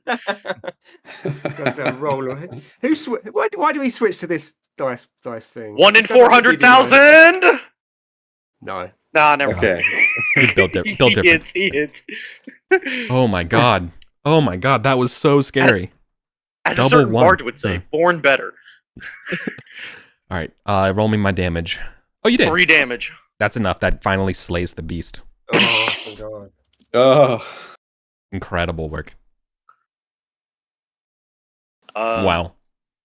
And now the question is can Hakim put him out and Firma or Thimra revive him before it gets back to his turn? Yeah, my int's 15, so I've got a decent chance He's still on fire. on the check. If someone can put him out, then I can. If Yeah. Hawkman can put him out. We're in initiative order. Oh shit! Oh my god. No. This is I'm gonna argue that this is one of those things where initiative order matters. So I'm gonna. Oh keep yeah, it. we're staying in initiative order. Hakam was next anyway. I have a luck token. Yeah. Yeah. Okay. You're out. We brought the Okay, bloody so- seer. The seer. Put him out. So now I've got a +2 DC 15 check to stabilize him. Wish me luck. Yes! Oh my god. baby. Not dead. You come back. Not dead. Give me a Constitution save for lasting damage. Lingering wounds. DC 12. Roll a 1 and have a heart attack. Roll a 4. 4 is not. 4's not gonna do it. You're gonna suffer a lingering injury for me. So go ahead and roll a d20 to see what it is. 15. Nice. Ooh, that's good. That's good. You're staggered. You're just gonna lose your action for the next 1d4 rounds, which represents someone's either gonna have to carry you or roll a d4 to see how much before you're back in full. Is it 4 or D4? 1d4. Last 4 1d4 rounds. Sorry. 2 rounds is that? Okay. Okay. Yeah. So Okay. you're gonna be out of it for 2 rounds. And dungeon rounds and combat turns are not equivalent, right? Or are they? They are equivalent. They are. They are equivalent. Excellent. Okay. Quick, someone put out my ghoul hand sack. I need it. It's the first question you got when you got back conscious. You're like, what happened to the goal hands? Yeah, I'm booting that Alright. thing off the side. Ghoul hands. Well, while everyone's like recovering from the combat and stuff, Meridius is out of mage armor and so is gonna recast it. Attilas is just pissed off that he screwed up his roll so much. He's gonna like kick a rock and swear like off to the side for a little bit. Okay. All right. Attilius, as you kick a rock off, can you give me an awareness test, please? Yeah. I think it's just a straight up. Nice. Sorry, disadvantage. I should have said that. Because of the mists and the noise. Okay. We're good. Don't worry about it. You look up thinking something's watching you and nothing's there. Just the judgment of the gods. Probably those damn cloaked lizards. Oh God. The fucking predator ass motherfuckers that almost killed Yeah. Kalamatos. Nah. Yeah. The Kais is camera planning cuts on to burning that whole infravision. Kais is planning on burning that whole fucking jungle down in those caves. Awesome. Okay. Well, let's see if this lion was hiding anything in its lair. Oh yeah. Yes, yes. Oh, can we recover that poison dart? Yes, good question. Can you remind me what you have in your notes about poison dart? Does it say poison dart? I just put down poison dart from trap. Oh, right. Okay. Cool. Then just roll me a d6 for me. And on a 1 or 2, it's bad. It's bad. Yeah. Okay. It's lost and broken. Can I Sorry. has it worked with just regular ammunition, like fire a crossbow bolt? Can I try and recover that? Nah, shit's gone. Just gone. Okay. No, but like a dart is like a thrown weapon that's kind of recoverable. But not this one broke. Meridius takes the time to like use his staff to just slowly sweep caltrops out of the way. Necessary. Yeah. Okay. Cool. It'll take a turn to thoroughly investigate this cave. Are you cool with spending that? Because it's about a 60-foot Absolutely. deep cave. I mean, I'm lying on the ground, so Oh, I figured we were gonna wait like the 2 turns for you and then do this. No, are you waiting? If Are you not? It probably If we wait- probably takes if us a we're- turn to clear the caltrops before we can even go in. Okay. Yeah. and it's 2 turns until he's recovered, right? So there's So sort of one one turn- where we're doing that stuff. yeah, 1 turn to Because swipe the caltrops and 1 turn to search the cave while my elf buddy stands watch. Nice. Okay. Can your elf friend make a awareness test at disadvantage for me? There's definitely something watching us. Or I'm just asking for it. A wisdom or Wisdom. perception? Wisdom. Okay. Hey, it's actually like the one thing he's good at. 20 plus 2. 7. What are your Okay. No. What It are your would be a elf eyes disadvantage. see? Either way, that's not good enough. Yeah. Okay. Yeah. Okay. Yeah. Because again, like cloudy, misty, hardly see anything, drizzly, loud as hell. All right. I'm gonna come back to investigating the cave. Yes. So you don't find your poison darts, but you do find 2 interesting darts. They are tucked in a corner of the cave. Let me give you a description. Shiny.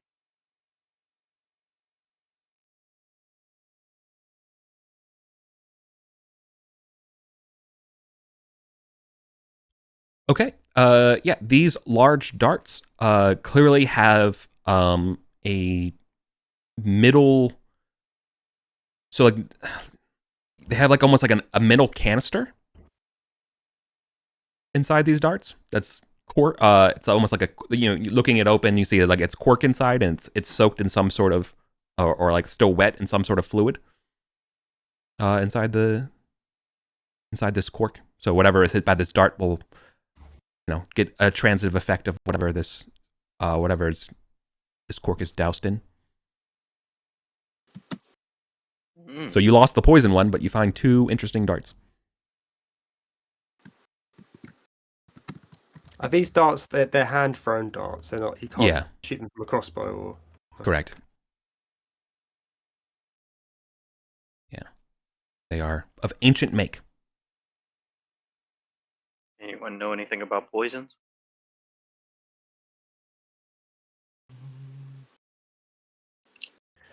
My other character does. I mean, yeah. I'm trying to think if a thief would understand. Maybe you don't understand poisons, but you would understand the application or administrations of things like this. No. I think what I just told you is probably what a thief would know. You wouldn't know what's actually Perhaps we'll armed. Yeah, perhaps Hawkins we'll have. not the kind of thief that would know anymore. Each of these darts is pack 1. Oh, okay. I only have room for one of them then.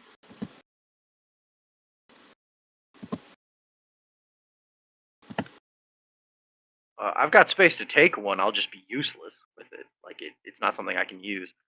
I mean, I've got space. I can take one. I do have a Dex of +1, so if I have to throw it, I'm okay at throwing stuff. Nice. I'll take it. Yeah, my 2 options for throwing stats are -1 and -2.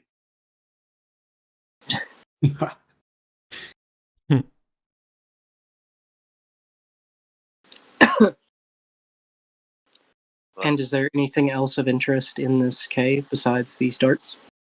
No. Otherwise, it's clearly just the den of this mountain lion.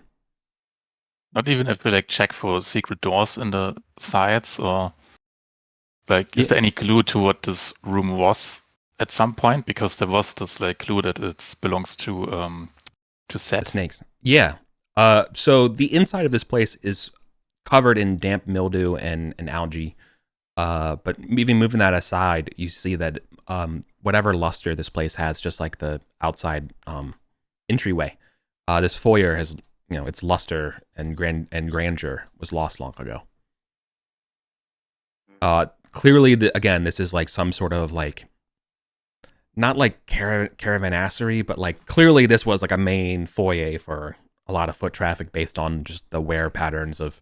It's like it's not a natural cave floor. You can see that it's been covered in dust and mold and mildew and things like that. But it clearly had like etchings and patterns or something on it but over thousands and thousands of feet. You contemplate the number of people have been through before. Do we think it's like a way station going up the cliffs, or do we think it once led in, like, was it an entranceway into? It's a foyer. It's definitely a foyer that led into Arden Vul. So is there any evidence of like where that entrance is within the lines? Is it completely? Yeah, at the back. Collapsed, or is it... Yeah, it is collapsed. It is not rubble filled. It is collapsed, as though like rock has shifted, and it's like a solid rock that's different color has moved there.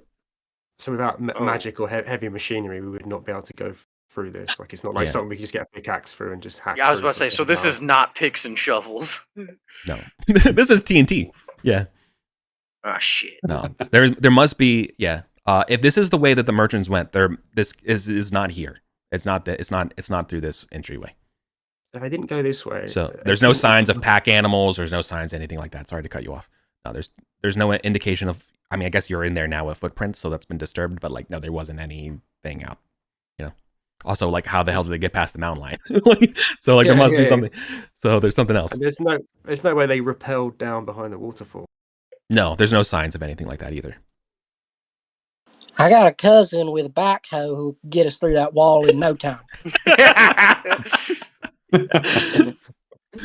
Oh man.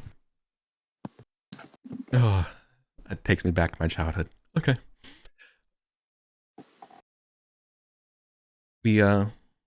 I mean, it seems like there's nothing else here. I mean, Finra wants to go back out onto the pathway and look up the cliff face and just see if there's any. She can see any other caves or any other stairwells or any other ledges or anything that might give a clue to where this merchant might have gone. Yeah. So, who's on? Laren is on guard duty, right? Yes. Yeah. Well, Maximus is getting his breath back. Great. Fimra, you're the first person readying out of the cave, so this is where we're going to begin. You're going to go to look at Laren, who's looking off in the distance, looking for any signs of creatures coming up these stairs, right? And Laren's going to get. Well, let's see what happens. I'll roll this in the open because it's a combat roll.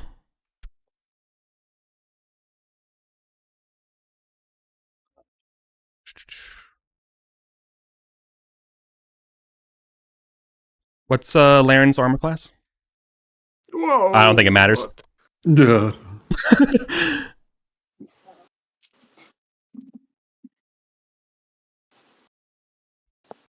Laren's armor class. Okay. Oh, sorry. I'm pretty sure. Oh, sorry, I should have rolled twice. So actually, it's 2 14. ones. Okay. 14 is his armor class. All right. Well, 2 of them hit, and they have only 1 HP, so they will go down as they are impaled with rudimentary javelins. As a cadre of lizard folks jump down on top of him and stare at you, Larian, as we go into initiative. You are ambushed. So you're confident, ready to go outside, and Larian's looking at you, and then next thing you know, Larian's dead. All right. Or By the way, this Ooh, is I rolled, where I wake rolled up. good. This Oh, is you where did I'm roll a it. stagger. No one roll higher than 21, please.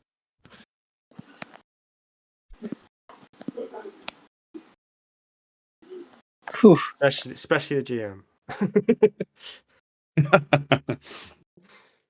All right. When the Looks like chips are down, Attilius, this is when you come on, right? Okay, there are Yeah, he needs to be scared into being serious. yes. Okay, Thimra,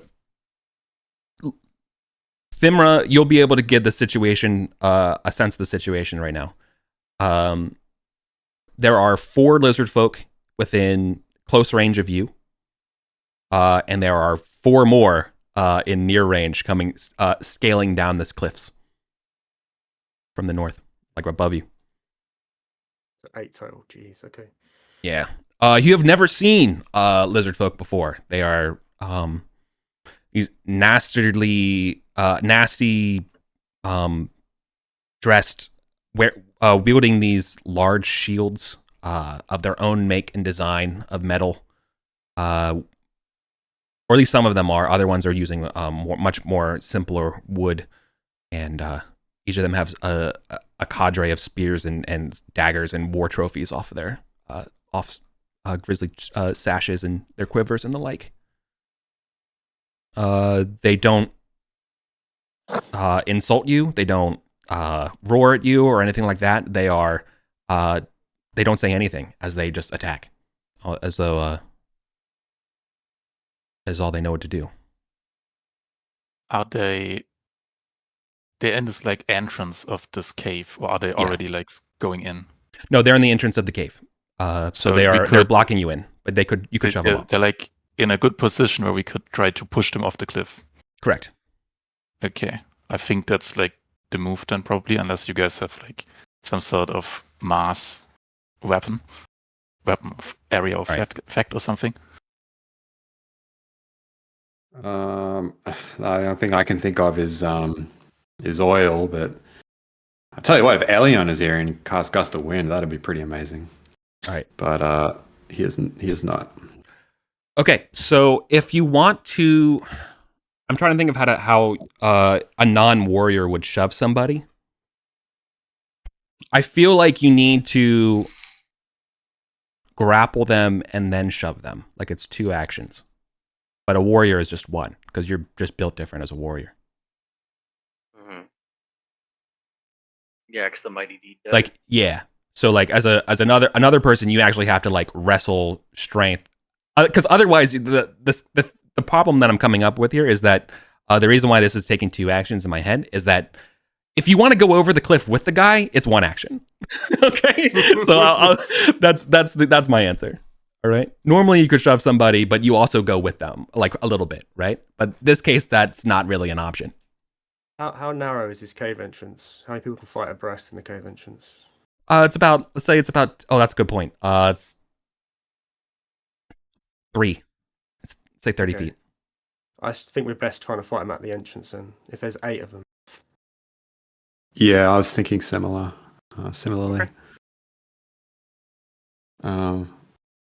So what's Okay, the move, I'm going to try and I'm going to form. I don't want to get outside where they can really kind of overwhelm me. I want to keep them so that they have to come into the cave entrance a bit to fight us. And then I'm just going to go for one with Nightwind, because I'll have a +3 because they're humanoid, I'm guessing. They are humanoid, buddy. You get the full extent of Nightwind. Ooh. Oh, here we go. Yeah, and I'll just go for one. Is there anyone that appears to be like more ornately decorated with trophies or anything like that maybe is like stands above the others? I would say this probably Steel Shield.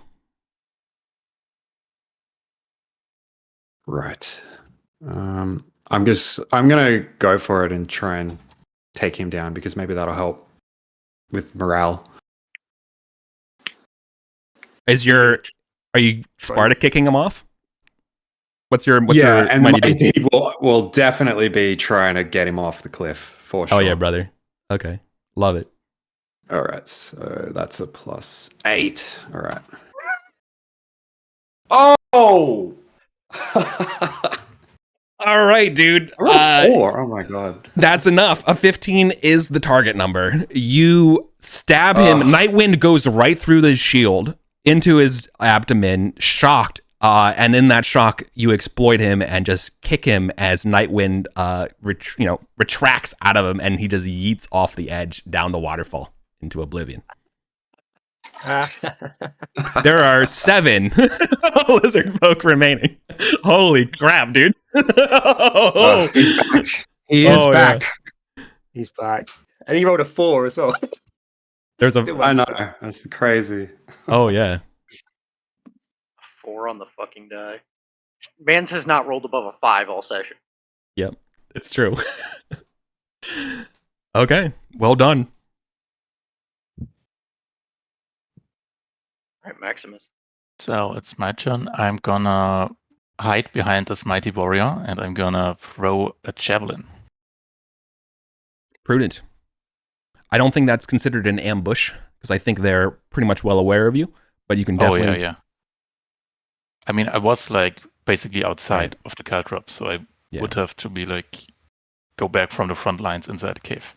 In my head, the caltrops are no longer a factor. You moved them aside. I think you guys. I had to have like moved past them because I was lying outside next to. Lava. Oh yeah. They brought you in, and you were helping check and stuff like that as you're recovering. So yeah, awesome. Okay, so probably some lingering pains meant that javelin's unrecoverably going off the edge of the cliff. Yeah, it was also a spear, by the way. But a spear. Yeah, ripped your spear. Rip in peace. Okay, great sword time for you, I guess. I have not a spear. Ah, second spear. I didn't know about that. Okay. Laren's dead. I don't think I think retainers or level 0s don't get death saves. I think they're just dead. Makes sense. Oh, Laren's dead. Rip Laren. Cool. We keep going. So anyway, I started blasting. Yep. So there are 3 lizard folk that you can see, but Finra said there was more. I don't know how exactly you communicated that, but it's fine. I'd rather you have the full information tactically than. That's fine. Either way, it doesn't matter to Meridius. He stays deep in the cave, where he is in the dark against creatures who are standing in the light, and is able to just fire out at them far away from them. And it's just going to keep going, pew! And so he just picks one out and hits it with a magic missile. 2 damage. Okay.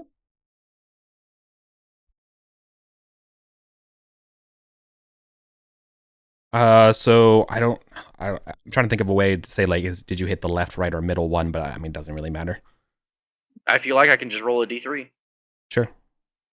2, middle. Yep, middle it is. Okay. And then Placidus is going to is actually just gonna, like, I guess, go stand up with Attilas and roll a attack with the staff. Ooh. It's a different kind of seer to Calamanos. 13. 13 is not going to do it. Okay, that's me done. All right. You break out their shield and you hit their scaly demeanor, which is as though it's like armor. Placidus does have Evoke Rage. Oh yeah, what does that spell do? I put it in the.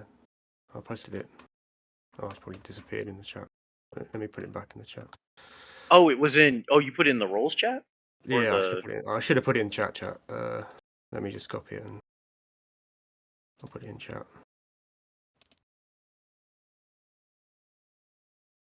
There you go. Oh, there it is. I found it. Okay, thank you. I'm gonna put that on his character sheet.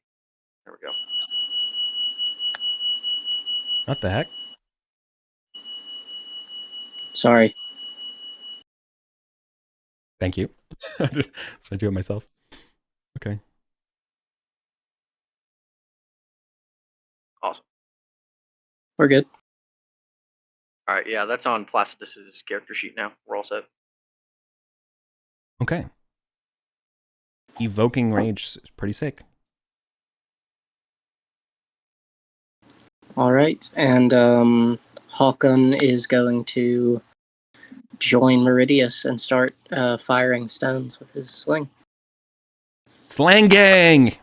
Let's do it. Playing gang.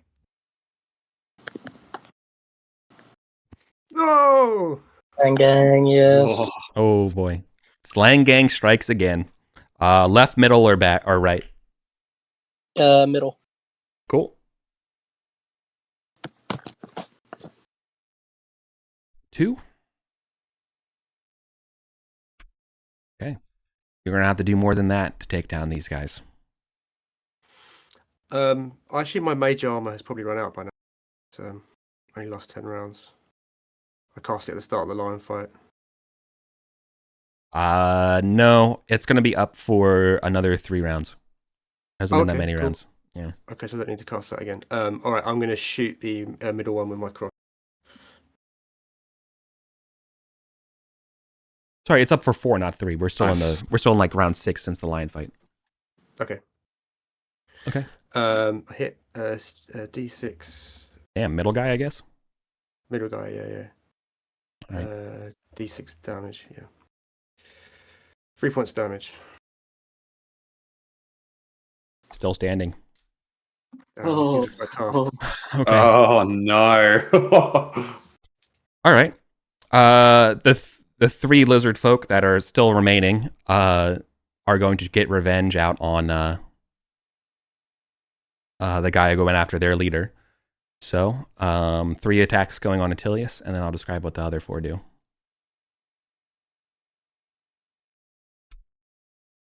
We have 3 people standing in the entrance, or is it just Deuterios? It is Attilius, There's Placidus, 3. and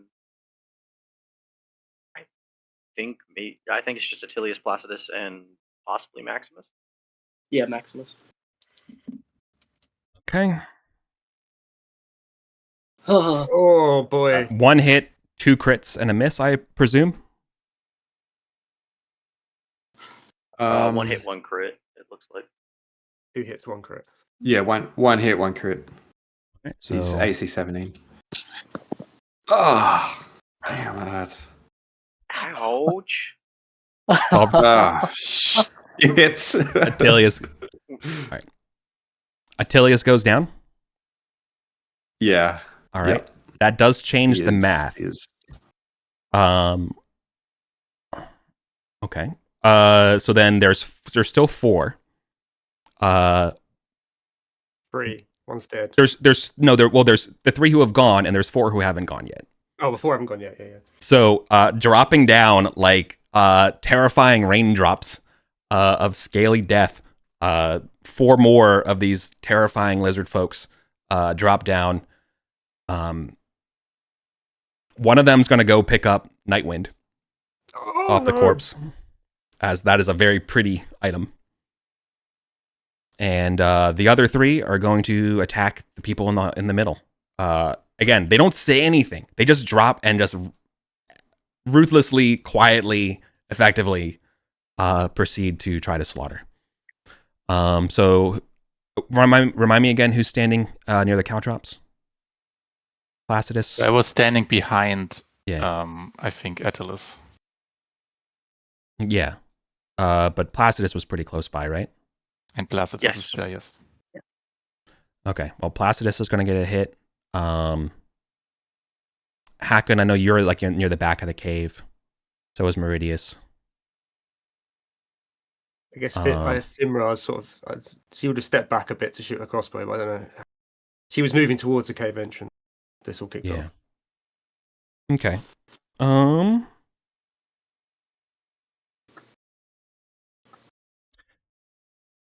I think they're gonna have to spend their actions moving in, because that would make sense. Theater of the mind that you guys were trying to be a move action away, and they have to drop down off the top of the cliffs to come down to you and get there. So they're going to be there's 3 lizard folk. So there are 3 lizard folk who just killed Atilius. There are 3 more or 3 more that have just entered the cave. And then we're about to attack Placidus. And one of those 4 is going to hang out and grab Nightwind. So that's where we're at right now. So there's 4 kind of on the outside mouth of the cave, 3 entering the cave, and these 3 haven't gone. So the 3 of them, I guess their only target's going to be Placidus.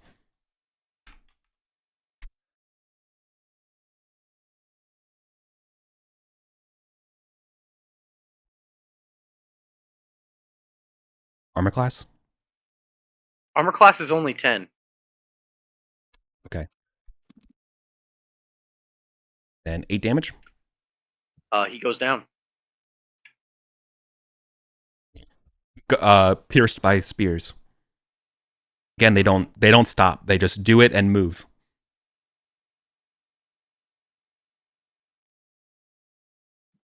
They don't relish. They don't congratulate. They don't do anything. They're just quiet. Mm-hmm.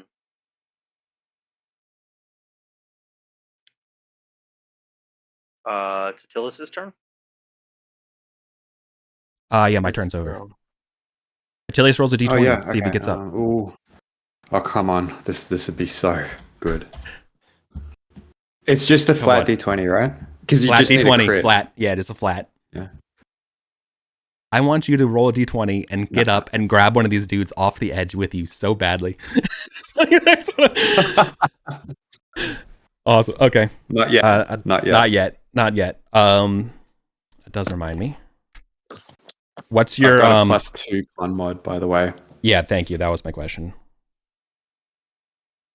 Okay. So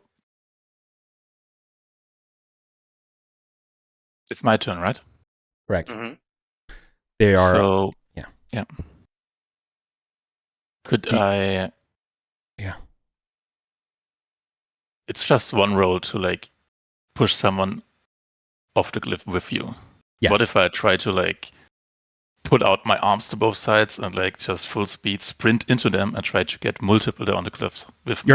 You're not strong enough. These guys are 6 feet tall. Okay. Yeah. No, it will require one, like your full spending all of your weight and might to shove and bull rush and tackle this guy out, right? Like a diving tackle is basically what you need to do to stagger this guy back over the cliff with you.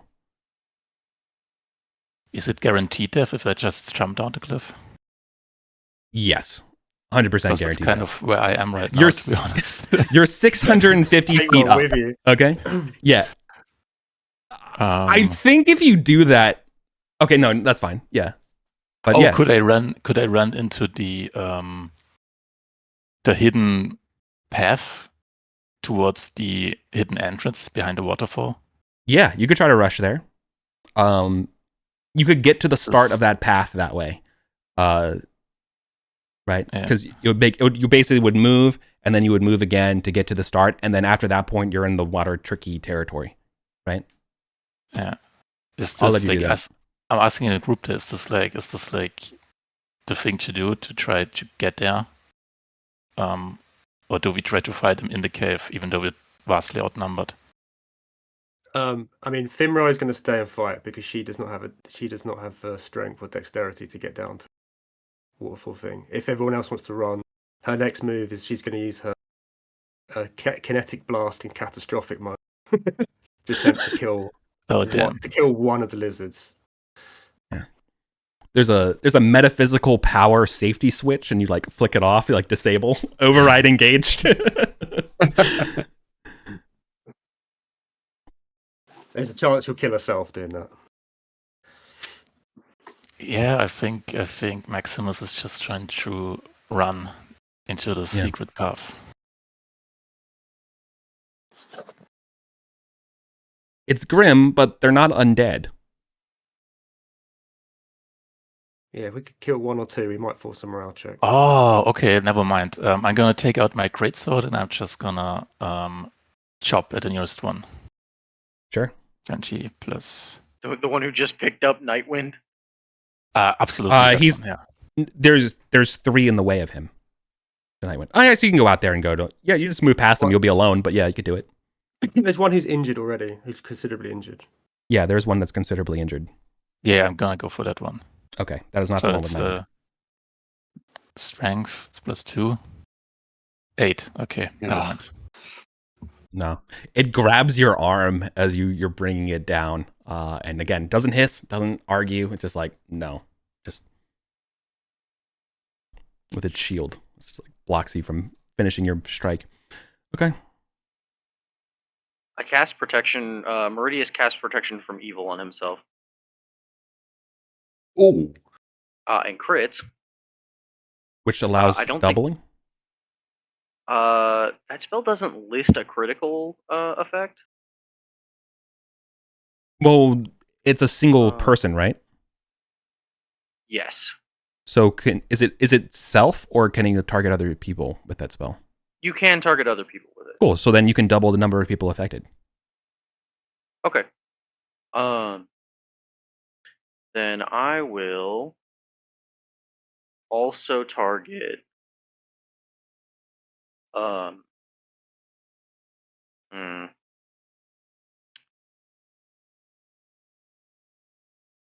gonna also target Hakon, who I think is closest to me.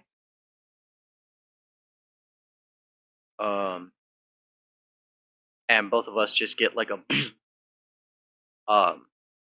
like sort of like crackling aura slightly of this like slight reddish hue. It's like your third 20, by the way. It is. God damn. And Share that around, Meridius just whispers in Hawkins' ear from behind.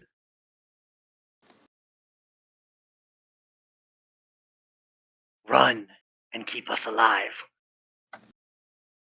And is then gonna start moving, trying to essentially be like, I just cast a spell to protect us. Now I'm using you as a shield. Get me out of here.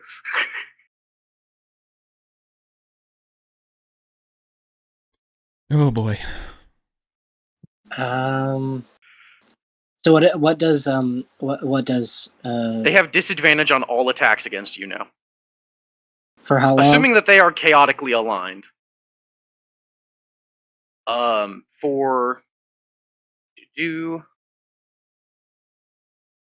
Let me double check here. Looks like the duration on that is It'd be a turn. It's one dungeon turn. it's focus. So I'm gonna have to recast it every turn. Is that every turn? So Is for that right- every round? Is that every round? Every turn? Though? Every round. Sorry. Every round, Eric. Yeah, every round you need to.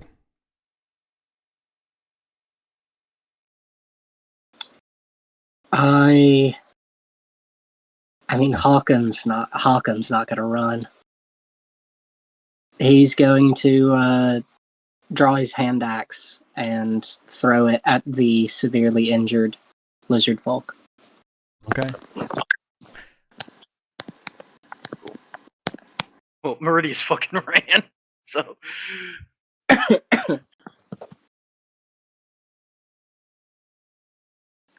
Miss.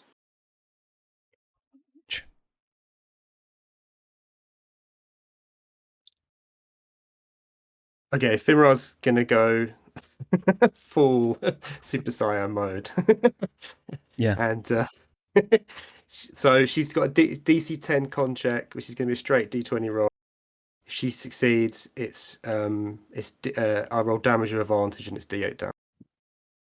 Yeah. Are you hitting the weakened one with their blast? The weakened one. What kind of weakened element, by the way? You get to pick. I'm So my surname is Cornelian, so I guess it would be like a Fire. fire. Yeah. Okay. 20. Yo, brother. baby. I don't know what happens if you crit a Double kinetic damage. blast. Double damage. So I roll 2d8, keep highest, and Yeah. that's doubled. Yeah. Or Also, don't forget about your meta magic that you have as well. that's what I'm using. That's what Yeah. that's why I'm getting to reroll. That's why I'm using it catastrophic. That's my one use of that for the day. So that's why I get to Got it. That's what you're using it for. yeah, advantage. Saving it. Yeah. Okay. 2d8, keep highest. Oh, shit him. Oh my god. man. But do I get to? How does that work with the crit though? Is it just doubled, or do I roll? Oh, it's doubled. You doubled the dice. Oh, so I rolled another. No, So you roll. it rolls a d8, right? Oh wait, did you? Oh, you No, doubled. So I Sorry. use my meta magic to make it Yeah. catastrophic, which means I get to roll damage at Oh, yeah. advantage. But then I rolled a crit. So do I roll another 2d8, keep Yeah. highest one? Yeah, Okay, totally. cool. Yeah. Woof. That's There my you- shit. There you go. 10 points Yeah. damage. Yes. Sorry. Yeah. If your because your base damage was 2d8 because of the overload, then you would re-roll it, double it for critting. So Okay. Yeah. Cool. okay. 10 points damage. Tell me that. Absolutely. Incinerates that one. There are 6 remaining. Okay. The one with Nightwind is going to go after the spellcaster, Meridus. Yep. This one, Yeah. after hearing you cast a spell, it will say something in its own tongue. That definitely call. You don't need to know what it is. It is in every language. It definitely sounds like death to Setites kind of thing. Like it's a curse to Set. It's a curse against Set. Yeah. Mm.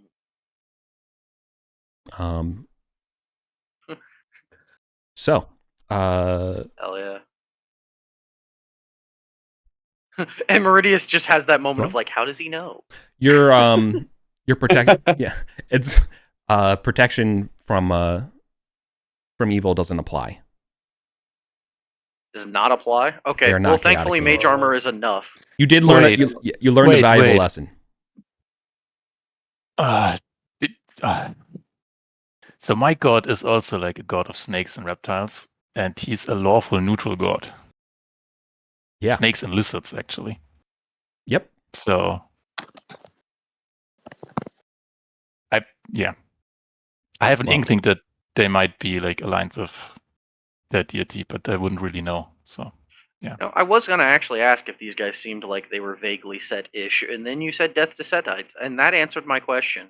So Meridius is feeling very good about he has made the correct decision to get the fuck out of here. Okay. But a 12 misses. A 12 Right. misses because of Mage Armor. Okay. Well, there's still 5 more to get through.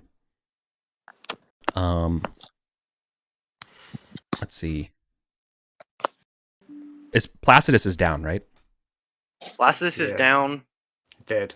dying. Right. I think he's dead, right? Retainer's died. I mean, he's Yeah. got a 0. No, con, not so retainers. his is Level just- zeros just- die. Level zeros auto Level die. I'd be Okay. willing to say. Yeah. Level zeros. Okay. So then let's go. So there's still, okay, 2 are dead. So there was 8. So there's 6 remaining. 1 just attacked. The rest of them are all just normal guys. Okay. People closest to them. Yeah, it's kind of just like who they're gonna go hit. All right. I think Maximus is gonna have to be one of them because they're closest. They just came out the greatsword. So the one that you were attacking, Maximus, is gonna return back the favor to you.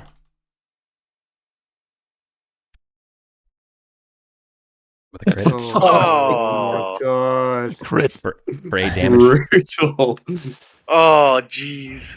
Yeah, back to -7 HP. Yeah.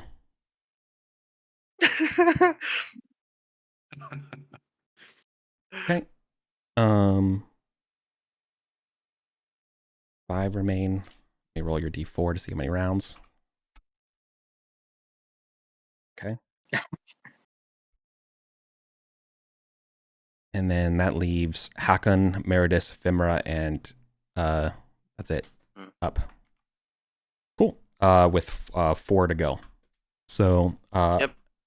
Hakon, you're near the wizard as well, so you're gonna get a strike. Oh no, I'm still at the back. Oh, I was never gonna mind. say he's not near me anymore because I ran okay. and he didn't. Right. So that means you're gonna get 2 of them. Meridius. One will eventually hit you. One hits me through the mage armor and I'm down.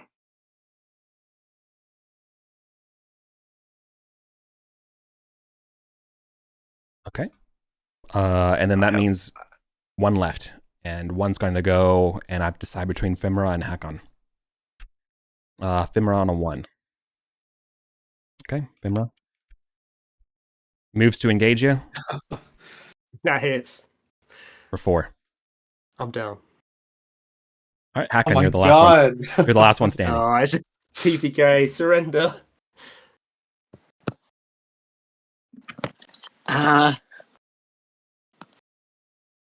I'm going to cry out, ululate, and throw the strange dart at the nearest. Hell yeah.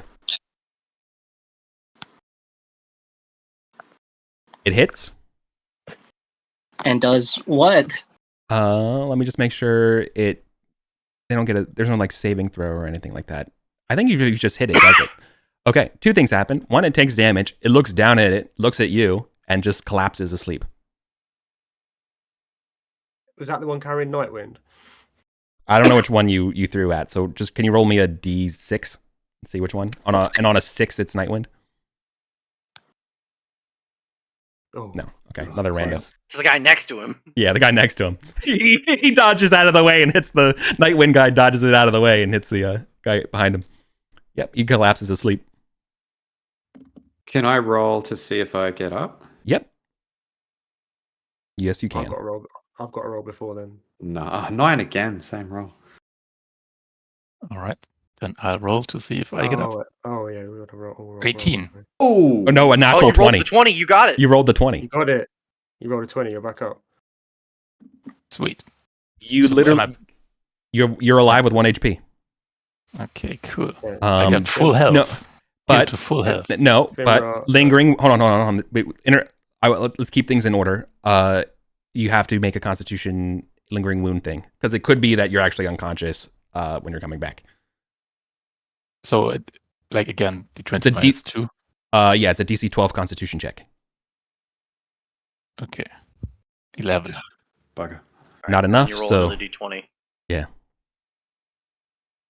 Don't another roll. d20. Okay. Yeah. so you failed the enduring wounds. So you suffer an enduring wound. Ooh. Okay. Three. You are blinded. You lose an eye. Oh, damn. Okay.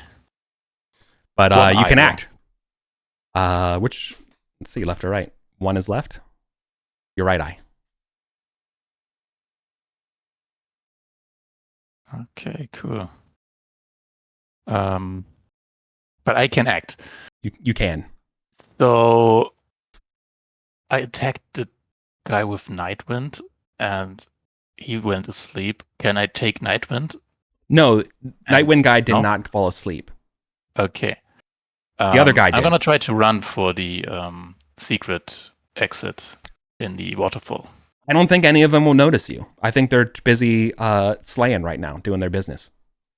That That's means, pretty could I try to revive Attalus, or would that need some sort of healing magic or something?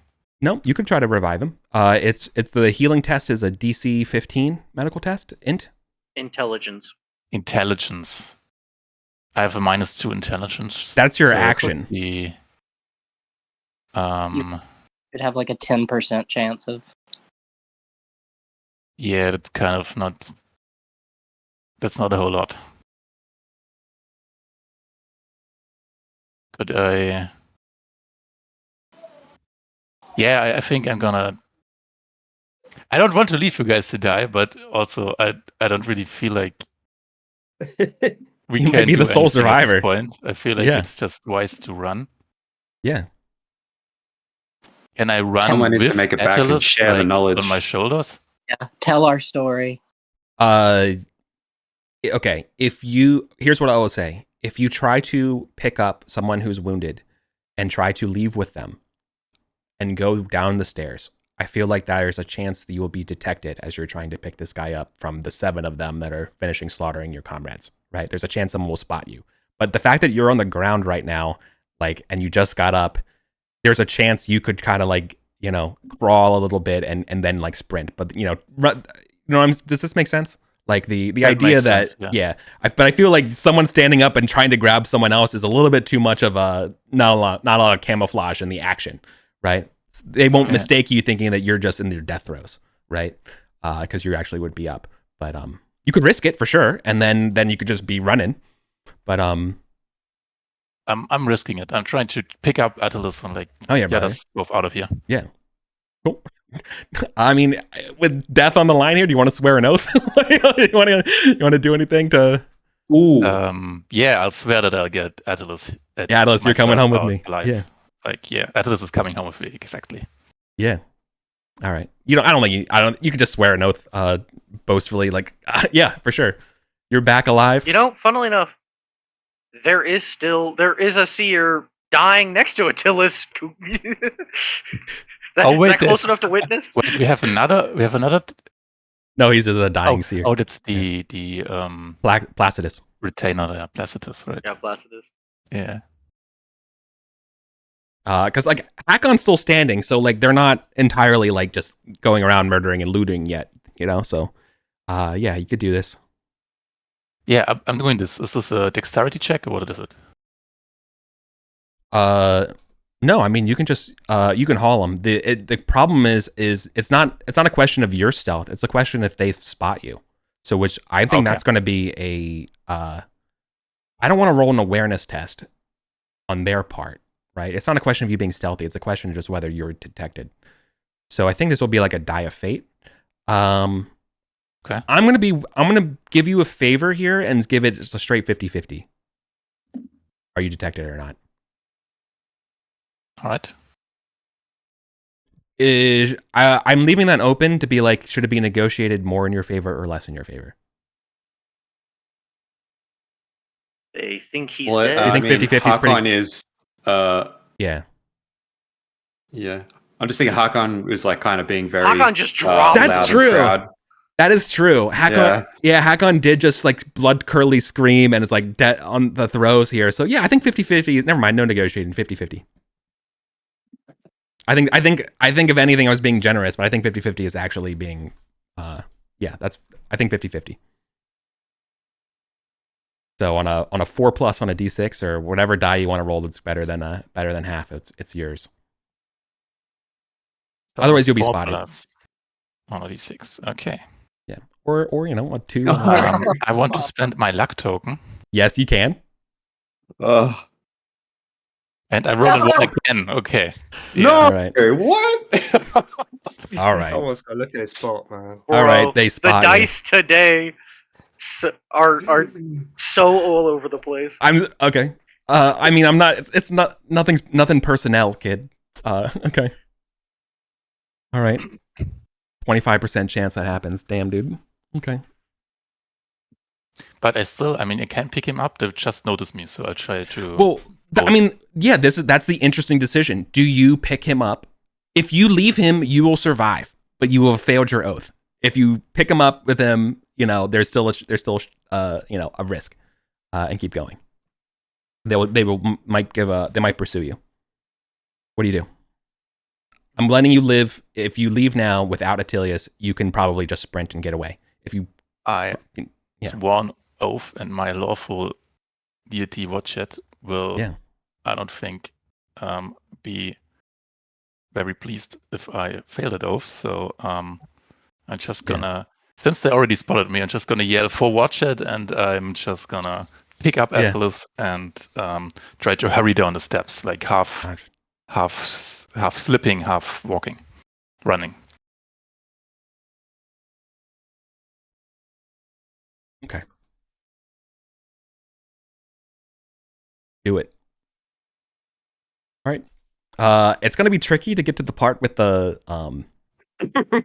ropes and the pythons, but we'll worry about that. We'll cross that. We'll cross that bridge when we come to it. Sorry for stalling the combat for a second. That was really interesting and crazy. Ah, you good? All right. That was dope. Varen, I believe you need to make a d20 roll. Yes. As well as for Placidus.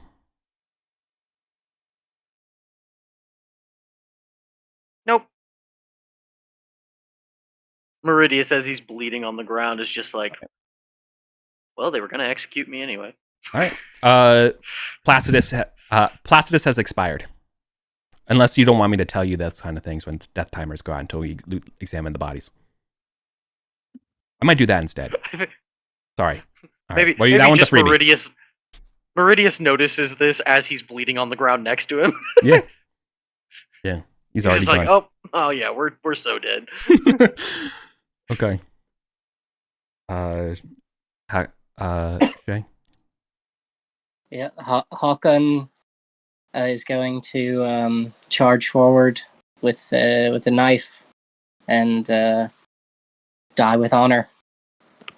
All right. He will cry to Valhalla and mess with his knife. The land of my fathers and their fathers, they will welcome you with open arms. Simra. I'm down, so I'll just do D20. D20 roll. Yep. No. Oh. All right. 60. Just 5. 50-50. No, there's 6. 50-50 does one go after the one that spots Maximus. 50-50. One of them's asleep. That's true. One's asleep. It is 5. It is 5. I blasted one with the kinetic blast, yeah. All right. 50-50. So, say less than 4 because bad things are good for the GM. 50-50 does one of them peel off to go after. Okay. One will hunt, but then 4 spell your doom. 1 crit. Or no, not a crit. Just 2, 3 hits though. Yeah. 3 Only 4 damage though? Total? Oh my! I have 1 hit point left. Oh my god! Oh, come on, All right. This is glorious. All right. All right. The one going out is going to go look and see that you're going down the cliffs, and I'm going to make a reaction roll to see whether or not he's going to be like hell yeah or be like fuck it, I don't really care. A 4 is going to definitely mean he's pursuing, at least for this part. All right. And here's the sad part. You're running down the stairs. Homie just starts climbing. He's scaling the cliffs down, keeping an eye on you, intending to cut you off. So he's climbing like sideways below me. Yeah. So if we're looking at Miro, right? Like you're probably like here, right? At the blue. And homie is going this way. Down, like he doesn't care about the wet. He doesn't care. His feet and his strength and his arms grip it. So he doesn't have a shield out, I guess. He doesn't have his spear because he has to use his hands to go.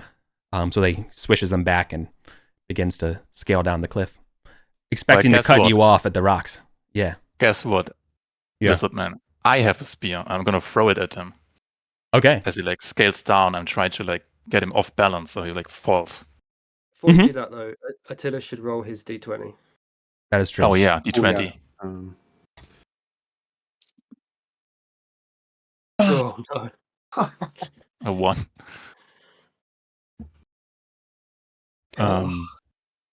Yeah, I'm gonna throw a my 1. spear then. A 1 on a death check doesn't matter. It's not like you get an extra turn off or anything like that. I want to make this ruling so it's clear that you all know, because this came up in a different game. If someone rolls a 1 on a medical check, I will deduct twice for turns, right? But a natural 1 recovery D20 thing, don't worry about it. But does that make sense? Mm-hmm. Oh, I'll All right. take it. Whether or not the guilt of your medical thing meant that guy could have lived if you were better, I leave that to you. That's a decision for the player. But the natural D20, do you get up 1? Don't worry about it. Then You're still hanging on. wait, actually, since this guy is climbing down, Yeah, I you could just try to revive Attilis. You could. Right? You totally could. 100%. Yeah, I'll try to. I see this guy's wasting his time, and I'll put Attilis down, and I, with my vast medical knowledge, I try to shake him very hard. Nice. With a, Oh so my god, he close. almost got it! And you almost did, though. God. Okay. So close. He like, comes back to life, but then I shake him against the rock, and he gets back to sleep. I don't know. But there's a glimmer of life. They're still fighting until it's his lungs. You could get him. Okay. I believe in you. Alright, I believe. Now, I have a -2 to con, so I'm pretty sure I'm just dead now. You are dead. Yeah, You do. that's You, what. you expire this turn. Rip. That's what I get for playing a Sedite.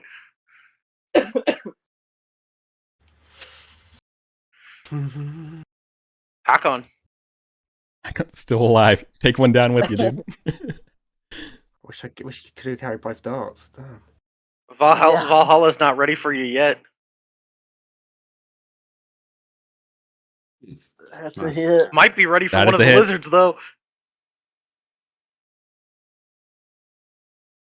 5 is Max damage. max damage, but that's not enough to kill him. But he will be left with a scar as a reminder. Is that not one of these sleepy darts? No, it's No. just No, a this is knife. Oh, sorry. Okay. Yeah, you had a standard one. Okay. I think Hawken takes a chunk out of that one with his teeth as well. Yeah. Oh, yeah, it's going to be left with a scar.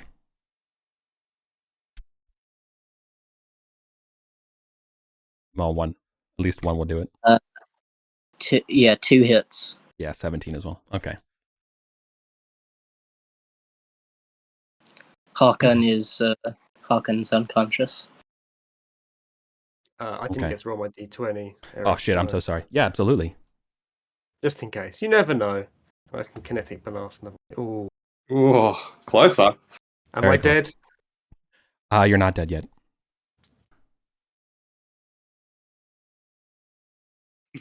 Okay. Memento. Oh yeah, you're 20. Attilis gets a D20. Oh. The lizard folk gets closer to you, but he can't attack you because obviously he's still climbing. He sees you stopping, so he's gonna. Oof. We're starting to get into the danger zone now of the number of rounds. Oh, damn. No. You're still up, or you haven't expired yet. Patrick, lizard folks, coming down on you. You're trying to revive Attilius. What do you do? Come on, Well, I'm thinking about throwing Attilis down on the lizard folk, but my mama raised me better, so yeah, I keep shaking him to revive him. Okay, so you spend your action to take him up. Ooh, oh my god. Bro. Okay. Well, that was close. Well, I tried. Okay. And it goes straight to Shay because I'm dead. Let's see if Hawken's done fighting. I bet he isn't. I bet he is. Nope. But okay. It'd be cool if I rolled something other than like maximum rolls for all of you though for surviving. Jesus, dude. Okay. Okay. I'll try mine. This is beginning of my 3rd round now. Mm-hmm. No. And you expire. Oh, poor Fimra. I like that character. At least I got to kinetic blast one person. Good thing you didn't bring your like established character. Yeah, that's true. Hey, but you kinetic blasted the hell out of that one person. You really did. Okay. Then it's me. All right. Well, the only thing I think that's interesting here is going to be that last lizard folk attacking Patrick. Or Maximus, I should say. All right, Maximus. It doesn't even say, like, I got you now, or, you think you could run. It doesn't taunt you. It just silently. That doesn't hit. Oh. It strikes stone as you dodge out of the way. You still got the great sword. Just get him. So, Do I roll Yeah. again? You do roll. Yep. Yeah. This would be a pretty epic moment for Attilas to get back up. Oh! 19. All right. They taunt us. If you okay, Patrick, what do you want to do? Oh man. Do I attack or do I like revive? Probably.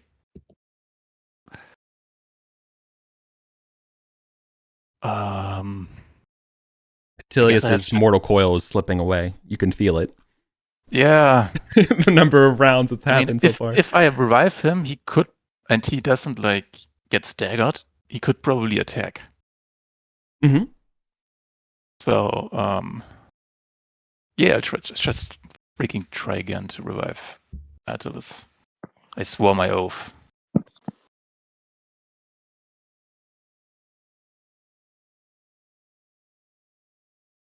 No. Okay. No. Oh.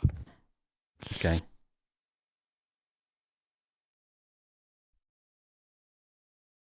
I feel like the lizards are gonna coup de grace in their turns. If anyone else is still standing. I think we're all dead, apart from Yeah. Sarah and Rockon. Yeah, I think. Yeah, let's just say on my turn, the they did that. Got my lifestone. Damn. They do. All right. So then there's this. The only interesting thing left is this one lizard, and yeah, it's gonna go after you, Patrick.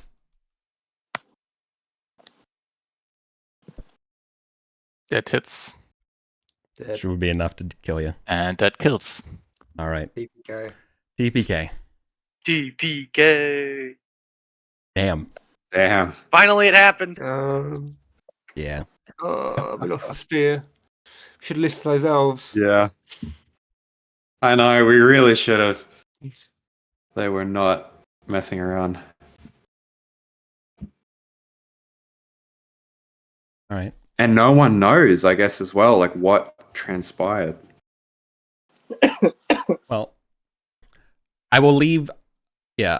Some of these notes and stuff like that will persist. Like if there was mapping, I would leave mapping just because I feel like just not doing that would be crazy. But like it'd be too hard to juggle meta knowledge and what's not, so you might as well just kind of play with it. But yeah. Okay. Well, sorry, y'all. There you go, Eric. You got some good numbers on the tally board now. Yeah, it's time to rack up some numbers. Oh yeah, finally. Yeah. Look, I tried to give you all awareness tests. I tried, but like it's really hard on the cliff faces, man. And yeah. Now we just rolled bad. Yeah, it's true. Have you tried rolling good? Yeah, like the rest of it. Like the dice were crazy. Like all of the times that we rolled really well was stuff that ultimately didn't matter that much. Yeah, they were just tough. They were tough opponents. Yeah. They seem to have a lot of hit points. Yeah, they do. That's like really the one we killed. We had to really kill. What is this? Is this like AD&D where all monsters have D8 hit dice, and it's just number of hit dice? I mean, I'm using the Shadowdark stat block, so I couldn't tell you. Oh, okay. I don't think so. I have no idea. I know jack shit about Shadowdark. Yeah, the only difference though is I did have to look up Osric to see if they were chaotic or not. And they're not. So. Yeah. But yeah. Okay. Well, any other parting thoughts? Are everyone okay? Oh yeah. Wasn't personal. I had a great time. I thought that was really, really suspenseful. Right. Yeah. So do we delete Nightwind. character sheets? Do we just like mark them as dead? What do we want to establish as like? Because honestly, it might be a good idea to just delete dead characters and put them in the halls of honor dead and delete their sheets so that we don't Yeah. clutter I up the Google think sheet we too should, much. I've taken Well, a copy I of my think- character sheet. For Yeah, make a myself. copy of it for your own posterity's sake, but otherwise delete it. Yeah. But yeah. Okay, I'll add everyone to the Halls of Honor dead. I'll add the failed oath by Maximus to the Skeins of Destiny. But sick. I appreciate the effort, Patrick. By the way, it was you yeah. really gave it everything to try and get it to us out of Yeah, there. you're welcome. You're welcome.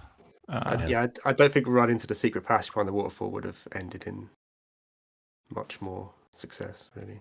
So, Probably not. like, I don't think you would have been able to get there. Yeah. Well, if they had to follow me, I would have they would have basically have to go over this. Like there's this waterfall Mhm. that's basically death, and there's this small way. So I could have probably fought one at a time at least. They would have just climbed on the walls. Or had I just run Yeah, down that's what I mean, yeah. run down the secret way. I don't know where it leads, Yeah. But you would be balancing and jumping and hopping over all these rocks while these guys are Yeah. just nonchalantly crawling above you, coming down to get to you.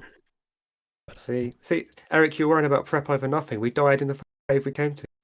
That's true. Doesn't feel good to kill you all. Really, I feel great. Yeah. Well, that's why I like playing with Yes. you all. Yeah. All right. Cool. All right. Well, that would be the Yeah, end of the let's- session then, y'all. Cool. Gosh, Yeah. So, All right. I'm more upset about Attilius dying than this Honestly, random wizard. Yeah, that's I'm- what Yeah. I'm gutted about. Yeah. Nightwind is lost to the God. lizard folk. It really hurts. Yeah. Yeah. Nightwind is lost to the lizard folk. But Ka- look, dude, when you Caius fucking fully- when you yeeted the guy with the very first hit, though, I was like, oh, they have a shot. I was like, they can do it. Oh, Oh I was so- God. Amped. I'm just I like, know. let's do it. Let's go all the way, and then the crit. Yeah. I thought I realized could I have splintered my shield to yeah, you could have blocked one. block the attack, Yeah. but Yeah. it was way too late. We'd already moved on. Yeah, well, Yeah. So that was a mistake. Maybe that would have made a bit of a difference. Well, Yeah. in Arden Vol, really dying to lizard folk is just about as good as you can get. Luckily, none of us had our souls stolen or anything. yeah, Yeah, it's true. turn into a mockery of life. So yeah, it could be a lot worse. Nice. Okay. Well, Cool. don't have to worry about treasure XP. So that'll be it for the day. Those lizards live somewhere up the blue way. All Yeah. right.